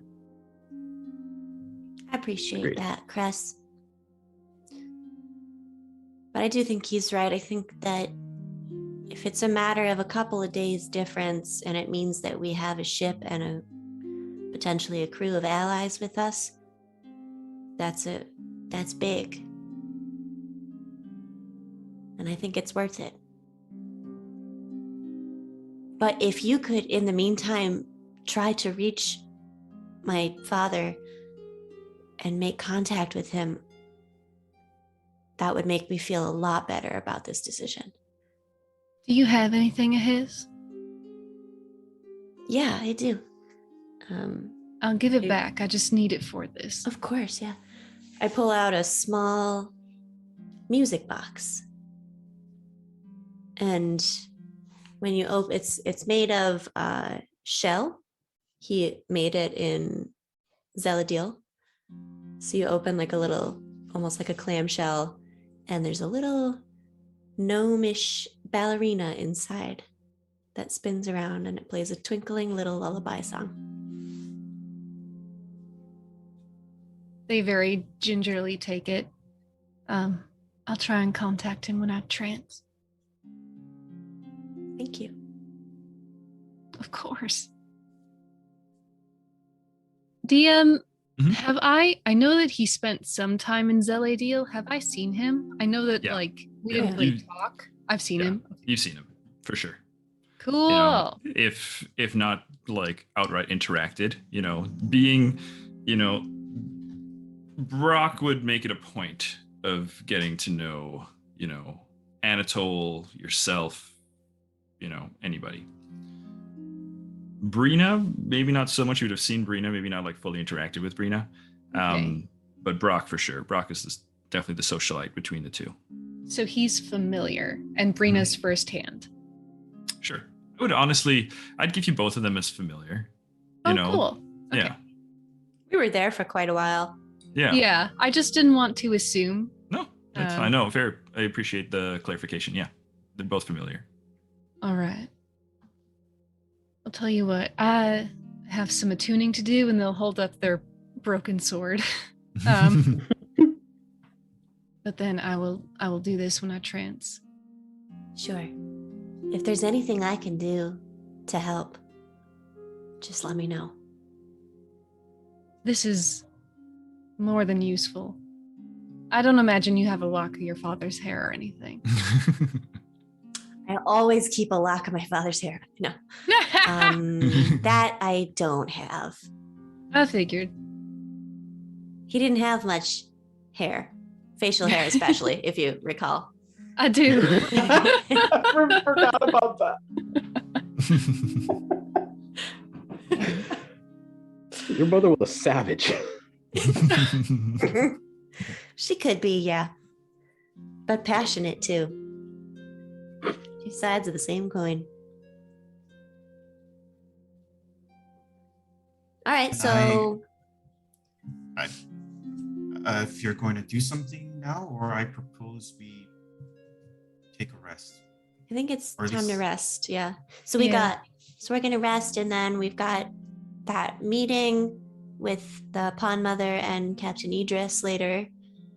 And then we're planning to go find Flintlock's crew, right? Or help them. What is that? How are we helping them again? They're missing on a hunt. We're gonna go find them, I Okay. imagine. And possibly kill a giant white ape. You know, Cool. like we do. Yeah. Might as well, right? Okay. And then hopefully we'll have ship ready and we'll be able to go find our people. Correct. So For these magical items, do you want to just issue them afterwards off screen, or? up to you guys. I would say probably best to do it now in case anything requires attunement. I already added the tippet to my inventory and attuned to it. I'm assuming I'm resting. Okay. I'll say you Okay, begin attuning. You begin attempting to attune to it. At the start We of your did rest. not. We did not decide who's taking the iron bands, the Skyblinder staff. Those two. And for now, there's the decanter of endless water that I handed over to Chris. Yeah. Oh, I can make water. I feel like someone who can't should keep this. I'll Well, keep it then. Could I ask a favor then? Maybe we leave that here with the Gripply. Oh. But we'll need water as we travel. You know that Will Smith pose? I do that, but to I craft. thought you were gonna say you're gonna slap me. I will say I would love to not have to use a spell slot every day to keep y'all alive. That's what I mean. Yeah. I mean, I do think that you don't want to be expending your resources all the time. What if we set them up with a small supply?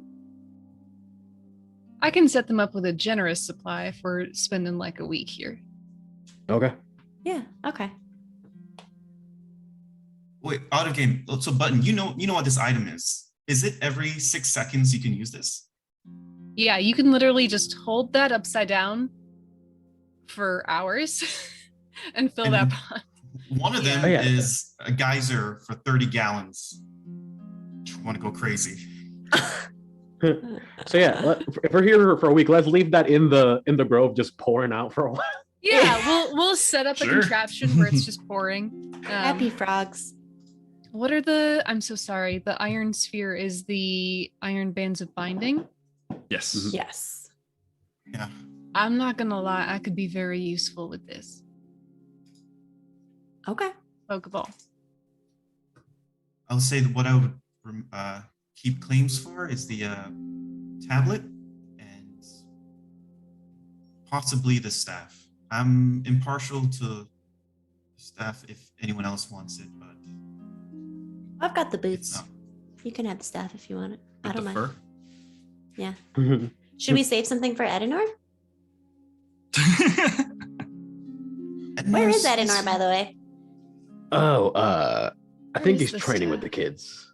Oh, that's cute. Blinder. I far think as I Sarah know has a from lot of Edenor. potential. Edenor seemed like a giving man.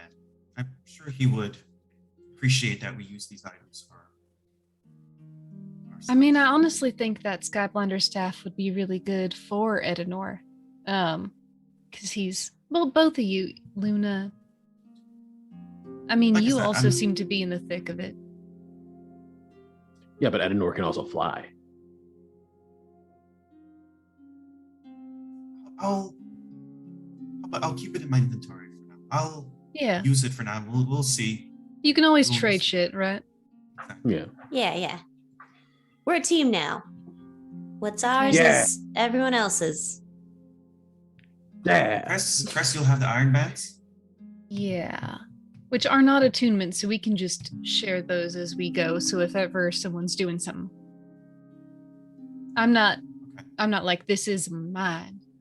I just know that I will use this. Yeah. Good with bondage, I hear. Yeah, something like that. That I propose we finally rest. It's been quite some time since I've closed my eyes. Yeah, let's do that. I will I'll take the first 4 hours of watch. And Do we need to watch? Transfer Do we the have focus. like someone watching? I would ship? like to. Okay. Luna, do you want to take the second one? Sure. All right.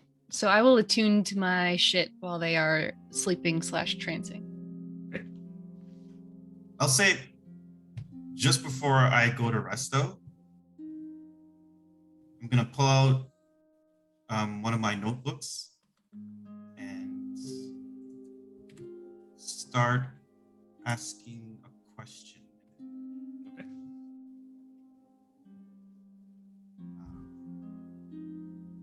Do you want to do this in private?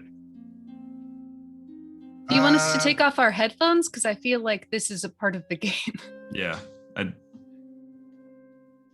Up to you, Nigel. I'll do it in, I guess, private for now. Okay. Yeah. Do you guys mind take off your headphones?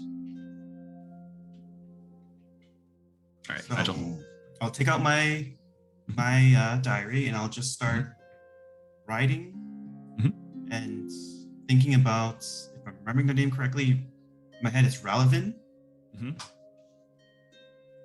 Okay. Trying to So, find out a little bit more.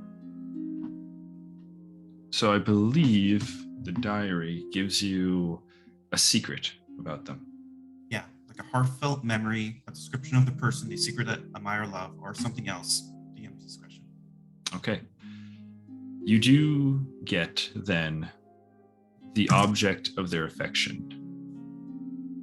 You understand who it is Ralavan holds dear in his heart, who he loves, who he thinks about before he goes into his own trance.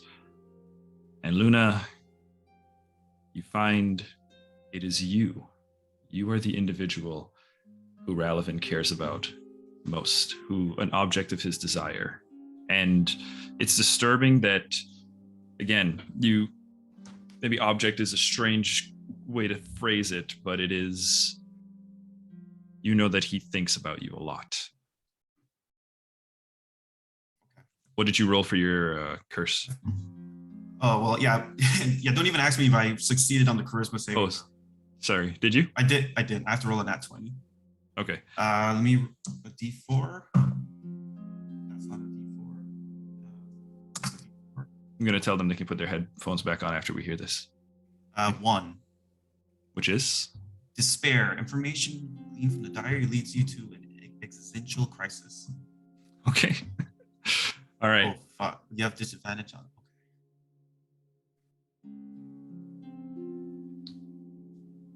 Secrets? Come back in. Come on in. It's okay. No? Ollie's putting his headset on. Yeah, back in. Yep. Okay. All right. Is that So plus? Luna, Cress, you're taking first watch, you said? Huh? You're taking first watch, you said? Yeah. I'm gonna So- attune to my focus. Perfect. You do see even with your passive perception, Luna is kind of, scribbling in her diary, right? Scribbling in a notebook. And Luna, describe what happens next for us, please. After she's done, you'll start to see just little beads of sweat, this little like anxiety sort of happening, and then Oh, hey there. I think I'm gonna just take a walk around. I'll be back in a minute or two. Just need to Are see you- outside. Hold on. I mean, are you okay? Are you having a panic attack? Just a lot of things happened today, and just thinking about it now, I'm not feeling too good. I just need to take a minute, take a breather. I'm feeling very claustrophobic. All right. Well, if you're going outside, they will expend their last spell slot to cast Protection from Evil and Good on Luna. They just kind of touch her arm very softly, and this kind of teal sheen just flicks across her for a moment, and then everything looks normal. But there is this sense of protection. And it does protect her against aberrations, celestials, elementals, fae, fiends, and undead. And she cannot be charmed, frightened, or possessed by them. Okay. Luna, let me just pull up that item again real quick. Let me just take a look at something here. Is it not in your inventory? I have it. Yeah. Oh, no, sorry. I remember. That's right. That's right. I see what you're trying to do. Because I think it's... But I would lean towards, I don't think. You don't think so? Okay, then that's fine. So yeah, you have the effect though. Okay, but the effect hits, but it doesn't seem to really rid Luna of that anxiety. It was not to rid her of the anxiety, it's because she's going off on her own. Yeah, for sure. I just wanted to check something. Okay. I'll say thank you. You know, I didn't say it before, but I think you now have permission. You can call me Luna if you want to. I'm sorry, I've already been doing that. I apologize. It's, as expected, I was okay with it. You're close to him. Well, Luna, It's stay safe. All right. okay, and I'll just go outside just to take some deep breaths. It was looking very uncomfortable the whole way out, but yeah, just like 5-10 minutes. Just chilling. Just Okay. And then eventually the 10-20 minutes or so, I'll walk back in and I'll go against a wall and I'll just, lie down, but like facing the wall.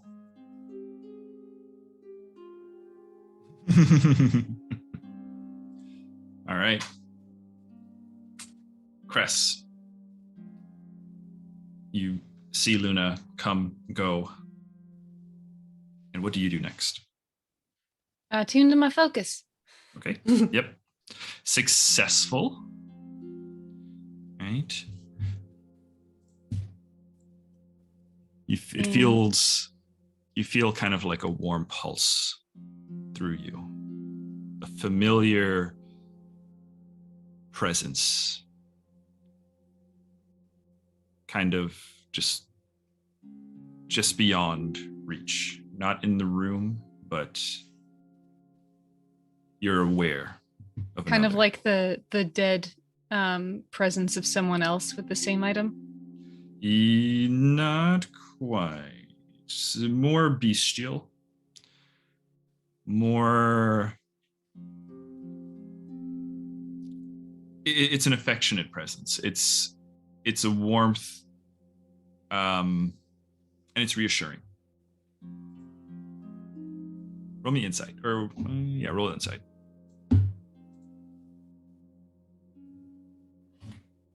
I rolled a 2, so 7. Okay, yeah. You are just aware that there is a comforting presence as you've now attuned to the staff. You become aware of, someone or something just out, just like almost over your shoulder, just within reach, even though they're not quite there. I was hoping you'd bring him back. They kind of look down disappointed at the object and stow it away and just watch for the rest of their watch. Okay. It goes by uneventful. Because of the odd hours and the odd situation of the world, it feels like the camp never truly quiets. The automata, kind of continue going about their business. You can hear them whirring and moving around outside, while for the most part, the Yuan-Ti are in pitched tents and, kind of just on the outside of the ship. as well as the bugbear talk and the lizard folk, they also find their own place. You guys are undisturbed for your watch. Okay. Luna's on next watch, I believe. Okay. Right. I'll say while on my watch, I'll take a crack at this tablet. Okay. Roll me an Arcana check.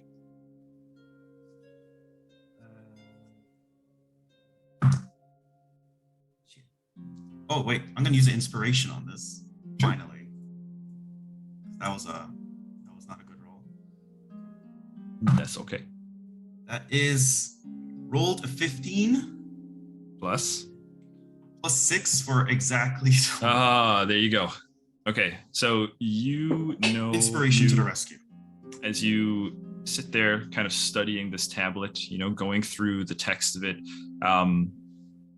you identify that the location of the teleportation circle that it is connected to is in a temple of Tazif. You know that it connects directly to a temple. Roll me a history or religion if you're proficient in either. So you know where it connects to. You don't necessarily know where this temple is. That is 18. 18. Maybe you do. Maybe you do remember, studying at one point different histories around the Eurasian faith, and being friends with different folks who worship Tazif. You recall that there were various temples constructed by the Sol Lumion Crusaders at one point in history, when their order was much more influential, when their order was a bastion of justice and truth, and before it fell, they had various temples and fortifications spread throughout the continent of Histaeria. And you know that one such temple was in the free lands of Hynk, just on the border of the deserts.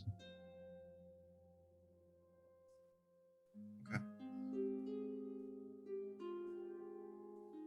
Say again, freelance of Hynk? That's where we are Free now. lands of Hynk. Yeah. Oh, okay.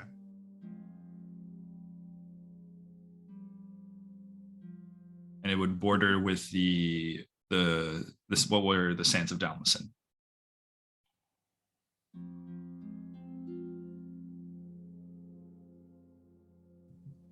Would that be north of us? No. Well, southeast, depending on where along the thing. So Dalmacin is south and Muldan Ordan is north? is north. Yep. Interesting. So okay. Hynk would So the kinda heirs make- of Dalmacin want to presumably conquer southward. We'll talk. We'll do history checks there. Okay. Sorry. You're fine. Let me see. I'm trying to do a little bit of a drawing. Okay, so that orange line unfortunately does not show up great on Roll20. Right? Can I move it? Yeah. Okay. So you have Hynk is this kind of continent, this peninsula out here, right? And this is this orange line represents kind of the border, right? A rough border. The sands of Dalmacin and the deserts of Dalmacin were over here towards the south, and then the empire is on this side. Okay. So, yep. But your watch does go by uneventfully, Luna. I'll do the thing. Yep. Roll a I check. did the math. With the possession and the familiarity, the DC is a 1. Oh shit. Okay. Oh. I roll a 14 plus whatever I'm adding to this. Is it wisdom? That is a success. The math is all right. It'll work out in your favor. Okay. So they take the music box. They close their eyes. As they sit crisscross applesauce. And all of a sudden, all of their tattoos raise up in a wave and kind of crash inward. Okay. Cress, Never done this on purpose before. do you want to do this privately, or do you want everybody else? Sure. Yeah. Okay. Everybody else, go ahead and take your headphones off. Thank you. All right, cool. I have Okay, returned. so. All right, so. Luna, your watch continues uneventfully. Right? And then we've come to third watch, which I don't think anybody took, so we're going to say everybody kind of. No. We all do. Luna and I can transfer 4 hours, so that was Yeah. 8 hours together. Oh, fair point. Fair point. Elves. Elves are gonna elves. All right, so you guys all wake up with fully rested. You can all get your long rest. Yeah. You attune to your items, and I should mention though, actually, Ollie, Yeah. Lycus, you are unable to rest. Oh, okay. In fact, you suffer 1 level of exhaustion. Oh Your current level of no! exhaustion, and you remain unattuned to the smith tippet. Nigel is like, I feel you, man. Oh no! Someone else. You've been through this. How do I add exhaustion to my dude? I think it's under conditions. Conditions. Yes, it's under condition. See if you hit that. it'll give you a D&D little Beyond, you exhaustion. guys. Yeah, thanks D&D Am I Beyond. right? Thanks, D&D Beyond. Great product. All right. 1 exhaustion. Add it. Okay. You all, as you all kind of wake up, you all see that Lycus appears somewhat drained, somewhat. Lycus, you wake up sore. You wake up uncomfortable. Your body feels like it's run a mile. Your muscles are agonized as you come to wakefulness. It was a fitful sleep, if you can call it that. Right. Yeah, he comes down from the crow's nest, essentially. That's where he was sleeping. Nice. And he falls down on the rope and then gets to the bottom, just stumbles down, gets back onto his feet, like, oh god, I think This I'm is like getting the old. worst. This is the worst hangover you've ever had. Frog wine and a crow's nest are bad. Note made. You look awful. And I feel worse. I don't have anything to fix that. No, none of us have greater restoration. No. Oh, looks like you'll be like that for the next day, basically. All right. Well, that's wonderful. But the tippet looks great on you, I have to say. You're really It rocking it. doesn't- I'm pretty sure Thank you. that's not how I'm pretty sure it's a scarf. Like for your head. Yeah, but with the wolf head, and it just looks so good. We all know where that wolf head is hanging to. We all know where the wolf head's hanging. Oh, poor Granny. Mm, All right. So the group of you have gathered on the deck of the ship, right, after your respective rests, and while you were there, you are joined. It's not long before you are joined by Idris and Konari, who make their way up the gangplank, and they go, the crew of the Sherwood. It's good to see you all. I trust you rested well. And he looks at Lycus and he goes, or maybe not. Lycus just takes his hands, puts it through his awful, greasy, matted hair, pulls it back, and is like, I'm ready to go. As one of his eyes is still half closed. He pats you on the shoulder and he goes, I've always liked you. I've always admired your spirit, Lycus. Indomitable, as always. So, Feel great. shall we... 4 out of 5 of us rested pretty properly. oh yeah. Did you say I was able to attune to my boots during that Yep. time? You're able to cool. attune to your boots. Everybody's able to attune to their stuff except for Lycus. I like us. Well, that felt great. I mean, it looks like they're about to do their talk with the pond mother, right? Yeah. So he's here. Shall we whenever you are all ready, I imagine you are all coming with us to this meeting. I'd love to Right. be there. Yeah. All Chris right. does lean down to Pim. I did talk to your father. What? Is he okay? I don't know. Well, what happened? What did you He's see? not- What did you say? He was asleep. Let's say we're walking and talking. Yeah. Okay. And he says he can't risk being found. But there is a group. Well, there are two groups: the Inheritors of the World and the Cult of the Dragon, who seem aligned in trying to bring Tiamat back. You guys just real Inheritors of quick. the world. Can you just real quick describe how you're having this conversation? Is it fairly secretive? Stealthily. Stealthily? We're in the back. Back of We're the in the pack. back. You're in the back. Okay. So, Do we okay. get to roll stealth or? Go ahead. Beep. Ooh, 17 flat. I have no dex. I got a Play. 13. 13. Lycus and Luna, if either of you would like to attempt to hear, you can roll against that as well. My passive is 15. I rolled a 17. Oh, damn. On average, though, it does meet.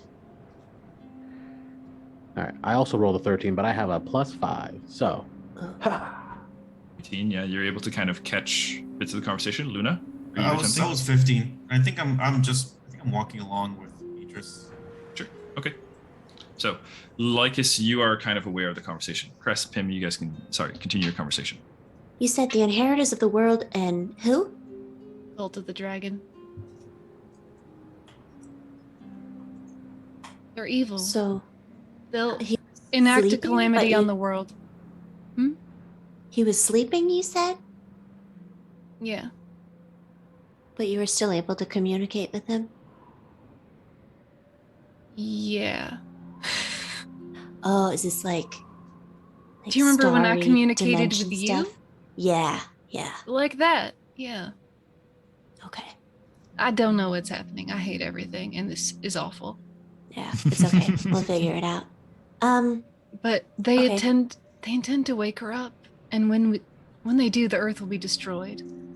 It'll be worse than the Monarch. Did they say why they want to wake her up? I imagine because people fucking love power more than they love each other. Did he tell you how we could stop it, maybe?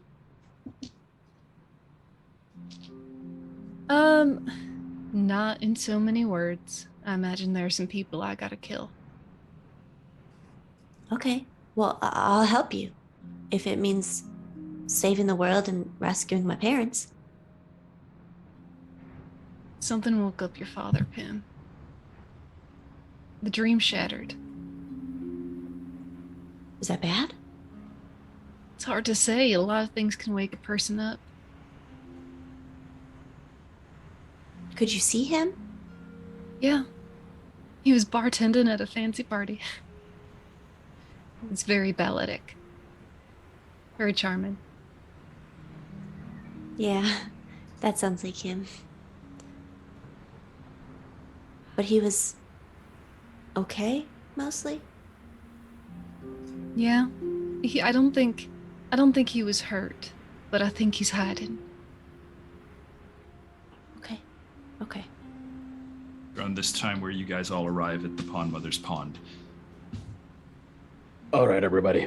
Before we go in there, and I pour out like a little shot of this thing. In order to communicate, we gotta do things properly. Just dip this in, one pinky, done. And now you'll be able.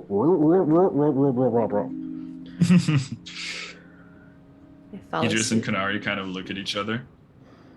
God. Removes his The helmet. stage just keeps Right, and as he getting kind of weirder. takes off his helmet, you see a snake head, the head of a viper. Except this viper's scales are curled and tipped. You guys ever seen like a bush viper? Right? He's got these kind of iridescent eyes. He is a stunning looking serpent. As he kind of leans down, picks a little bit on his finger, and his pronged tongue kind of hits Canary, dips as you do. So as we're getting close, I'm just putting my hand into my component pouch, taking some sooty salts, mixing it together, and then taking a taste of that to just ritual cast on the way comprehend languages. Okay. All right. So yeah, I'll say by the time you get there, comprehend languages is on. All right. So you can choose to dip or not, but yeah, if you want to communicate back. Yeah. You understand everything. That's good enough. Okay. Dip. All right. So Cress, Luna, Cress, Pim, and Lycus, you all dip, right? Luna, you do not. So Luna, you do not speak Gripply, but you understand it just fine. Idris and Canary also dip, and you guys are also joined by Gazalik, who's, as you guys were kind of walking along, just kind of, joins in with the group and just kind of comes over. Looks around, dips as well. Just kind of hanging out with you guys. Edenor. Edenor's not there. Edenor and the girls are off somewhere else. You don't see them. Okay, so you all kind of go into the pond, right? You see the overhang. It is exactly the way it looked at earlier because daylight hasn't changed. The time of day hasn't changed. You see the hulking form of the pond mother, emerging from the shadow beneath. Lycus. You have returned. Well, Yes. As promised, I brought you some friends, and they're eager to talk to you. Idris and the pond mother kind of like look at each other across the water. And Idris goes, Pond mother, it is nice to finally meet you. And the pond mother responds, you want tea? How did you emerge from the seal? Your seal failed. Whatever magic you used to imprison us, didn't seem it was able to hold up after a while. What happened to you? Isn't it supposed to be that you are the keeper of the seal? Well, things being as they are, it is hard to maintain control. But it was not my side of the seal that failed, but rather that of the gods. So the gods were hoping to seal us in as well.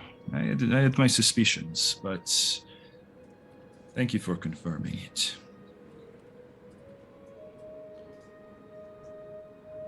Lycus tells me that you are here to propose a peace, that you can be trusted.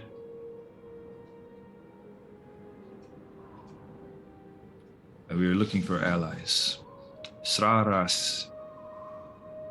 Now that we have re-emerged in the world, we're looking to change the perception. We're looking to be allies to those who might need us. And it's safe. I think it should be safe to say that you could need us.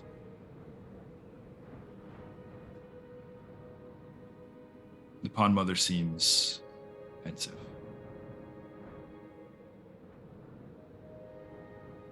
Looks to you, Lycus. You would ally yourselves. You vouch for these Yuan-Ti, then? They helped us when they didn't need to. And as you know, I can be a bit of a burden. They still took me on. No requests or demands. They're just helping me for no reason. That alone, I think, gives them the benefit of the doubt in a situation like this.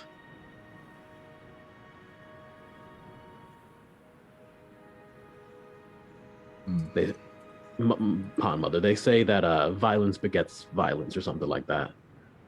Why can't kindness do the same? Roll me a persuasion check.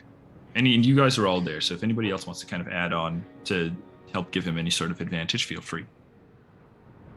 I will say that I don't know the situation at all, so I don't know how Cress would help. Sure, fair. All right. I'll just back him up and be like, kindness can go a long way in circumstances like this. Well, if anyone can understand me, I would say it seems like these petty differences are quite small compared to what the world's facing right now. I'll translate that. Yeah. Yeah. Yeah. Okay, Lycus, roll it at advantage.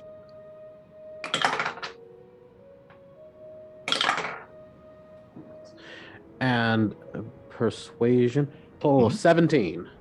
17. Okay. The Pond Mother shifts.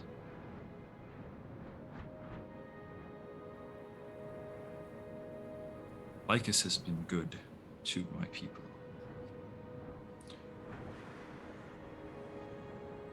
Very well.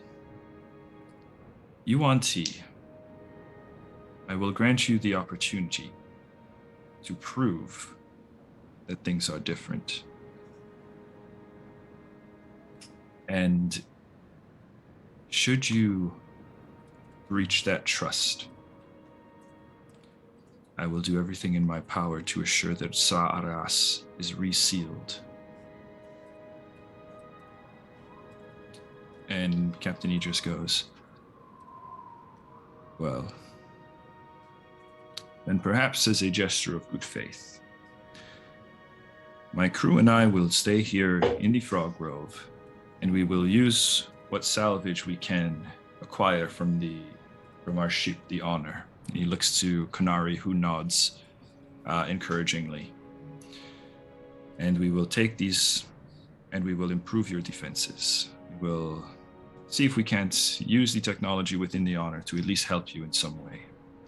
As I understand it, your community has been attacked as you are vulnerable. Your community has been attacked, and you could use the assistance. It's my understanding that the crew of the Sherwood are also willing to assist in this endeavor. Yes, whatever we can do to help. So, what do you say, Pond Mother? If we help you bolster the defenses of your community, will you perhaps be willing to make a meeting just like this with my leaders? And the Pond Mother looks a little bit apprehensive at first. And he just says, remember, I am just a scout. I do not speak for my order or for Sa'aras. But we are looking to make allies. We are hoping the world will see us in a different light. And the way I see it, if we can convince you, our captors, that we are willing to turn over a new leaf, then perhaps there's a chance that the rest of the world will accept us as well.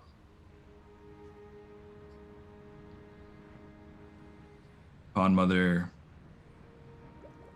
blows bubbles that cause ripples that kind of, wash up against the shore as she thinks. Very well, Yuan Ti. You will have your chance to prove good faith. But Lycus and his crew have assured me that if you should step out of line, that they will assist in reestablishing the seal. Idris, I consider you a friend at this point. But these Gripply, they have been my family. And I want you to know an attack on them is an attack on me. But I believe in you. I trust you. He just looks at you like this, nods, and goes, "Very well. We will leave it to the crew of the Sherwood to keep both sides honest, I think." You can count on me. You can count on us. Mother nods. And he just goes, "Well, if that is everything, Konari and I have to salvage what we can from the honor, bring it back to the Frog Grove, and then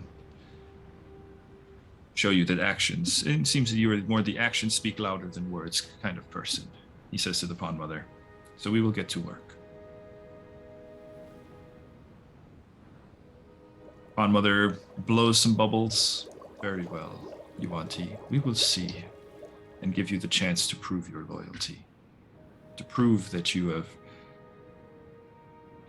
have turned over a new leaf."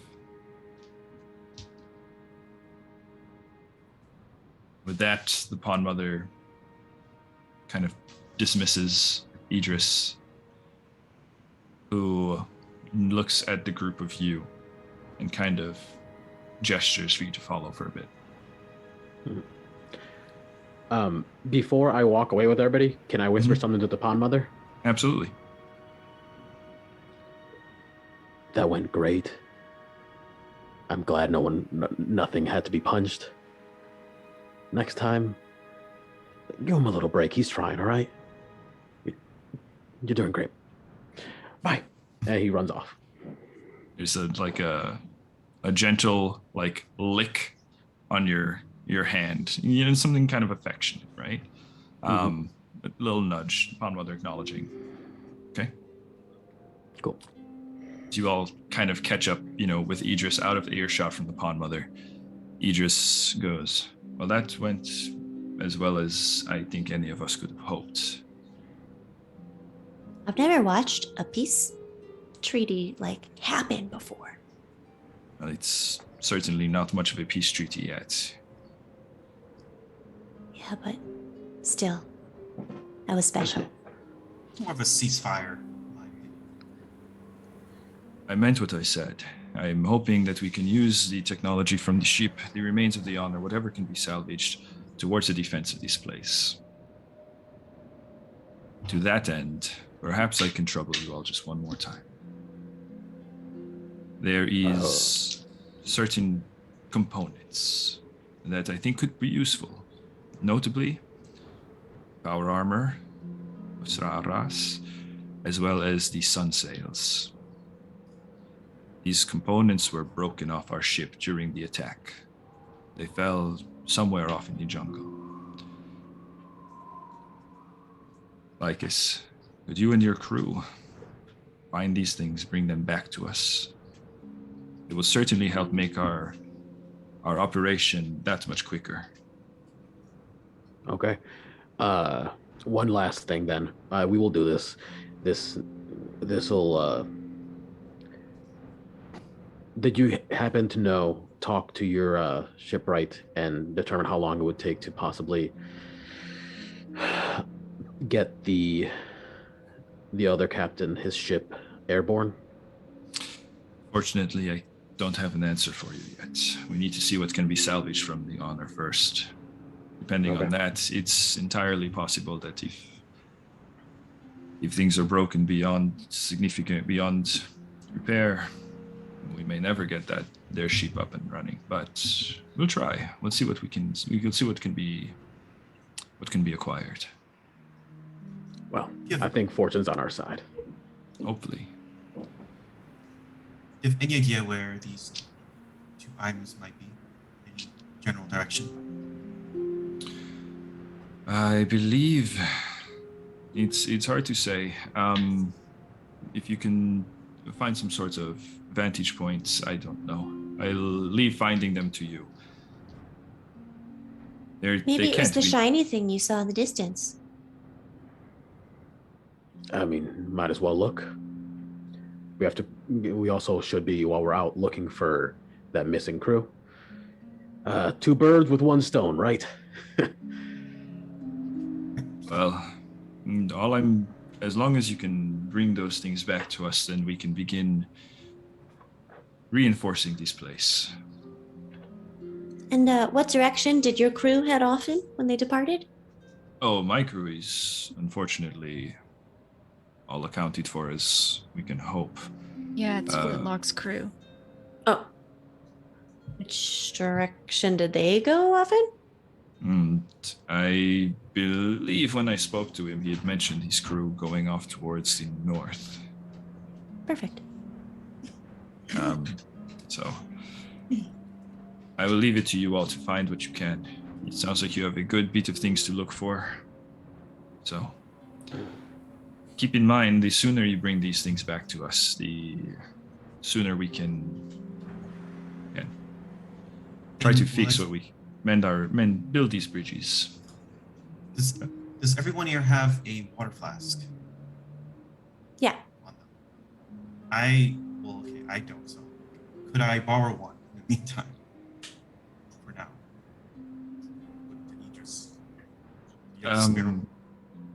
I will see what we can find. It's certainly likely that there is one available for you. Okay. Yeah, you guys will go look for a water flask. Yeah, you're able to get one. Okay. Anything else before you guys set off? I should say Edenor will probably regroup with you before you guys Yeah. Okay. They do ask, Idris. Mhm. You mentioned an order that you're a part of. What is that? Sanguine Sodality. We are an order of... He kind of looks around. We're an order of blood magic users. Now, this is something we should probably keep to ourselves, as blood magic is primarily what gives the Pond Mother pause, I suspect. Its use was catastrophic to the Gripply and to many other cultures a millennia ago, before my order was established. The Sodality is we are the right hand of the Stone Queen, Shekinestra.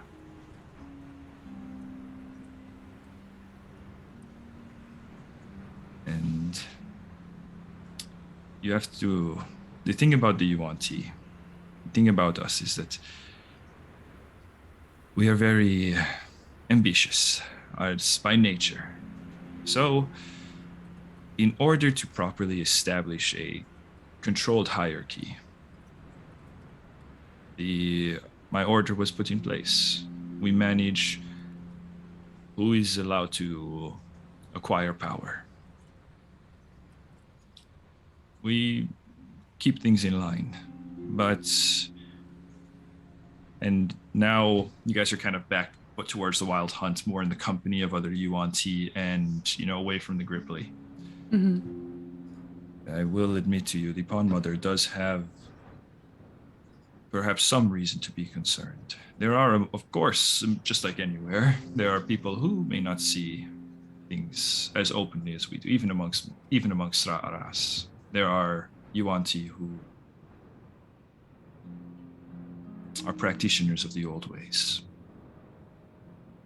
You must be very careful when you are out in the jungle. Their members could be lurking anywhere. Members of what group? They go by the name the Cabal of the Slumbering Serpents. They worship a deity known as Mershulk. Hold on, the Sobal? Cabal. Cabal? Cabal of the Slumbering Serpent. And Slumbering- Mershulk is spelled...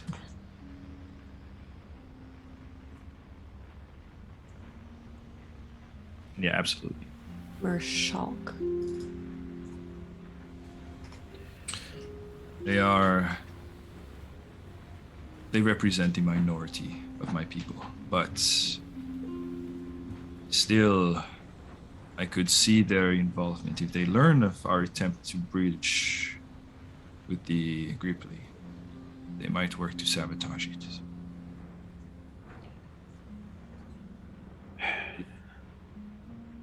Understood. Mm-hmm. Do they have any sort of markings, demarcation that they wear? Or They will usually have the symbol of their cult is a wound serpent. It is Ouroboros? a coiled serpent. Not quite Ouroboros, more like a swirl. Head Texas in the middle. flaggy? Yeah, maybe a Texas flaggy, but looking from above. Gotcha. Thank you. Good. We'll keep an eye out for them. Yep. One more enemy added to the list. Got it. Put it on the list. Monarch, dragon, other things. Got it. Come on. There's some bad guys. There's some plots. Just a few. So, any other questions for Idris or anything else you guys would like to do in the Frog Grove? The one thing just before we head out, I'll say, I want to take out your water flask. I'm gonna take out the decanter of endless water, and I'll say stream in Elven flavor, and then it's just gonna be like gallons of water pouring, just to try and fill them up. Yeah. Amazing. Do you do this in front of Idris? No, it's just before we're like actually heading out, basically. Okay. Yeah, so I'll say it's just the five of you, Edenor included. I will confirm with Max whether or not he wants Yoma and Sarah to come with. But I'm guessing no. I'm guessing no, but Yeah. it's Max. We'll see. They're his Well, NPCs. we got to start leveling them up. If they get one hit in and then run to the back of the group, Fair I think we point. can power all these characters. We Yeah, attach there a you go. rope. They share XP. Attach a rope to the iron ball. They go attack, and then you throw it at them and pull them back. Right. It's like a Pokeball, right? All right. So we'll see how that kind of tactic works out for you next time, then, guys. All right. So we are going to end here for today with you guys heading out into the jungle in search of the salvage of the honor. You're going out to salvage honor and keeping an eye out possibly for any signs of the crew of the Wild Hunt. All right. So we are going to end. We'll pick up next time with you guys hitting the road in search of these things. All right. All right. Woo! Let's go. Get to punch and slash things now. Okay, making progress. So yes, catch us next time here on the Delta Crypto channel to catch the next installment of the Sandsea Saga. Hello, Jitterbug. Our dog is very excited, as now it means that playtime is imminent. So enjoy your Easter, guys. Thanks for playing. We'll see you guys next time, and we'll have Ednor back as well. Woo! Bye. Bye. Bye. Bye.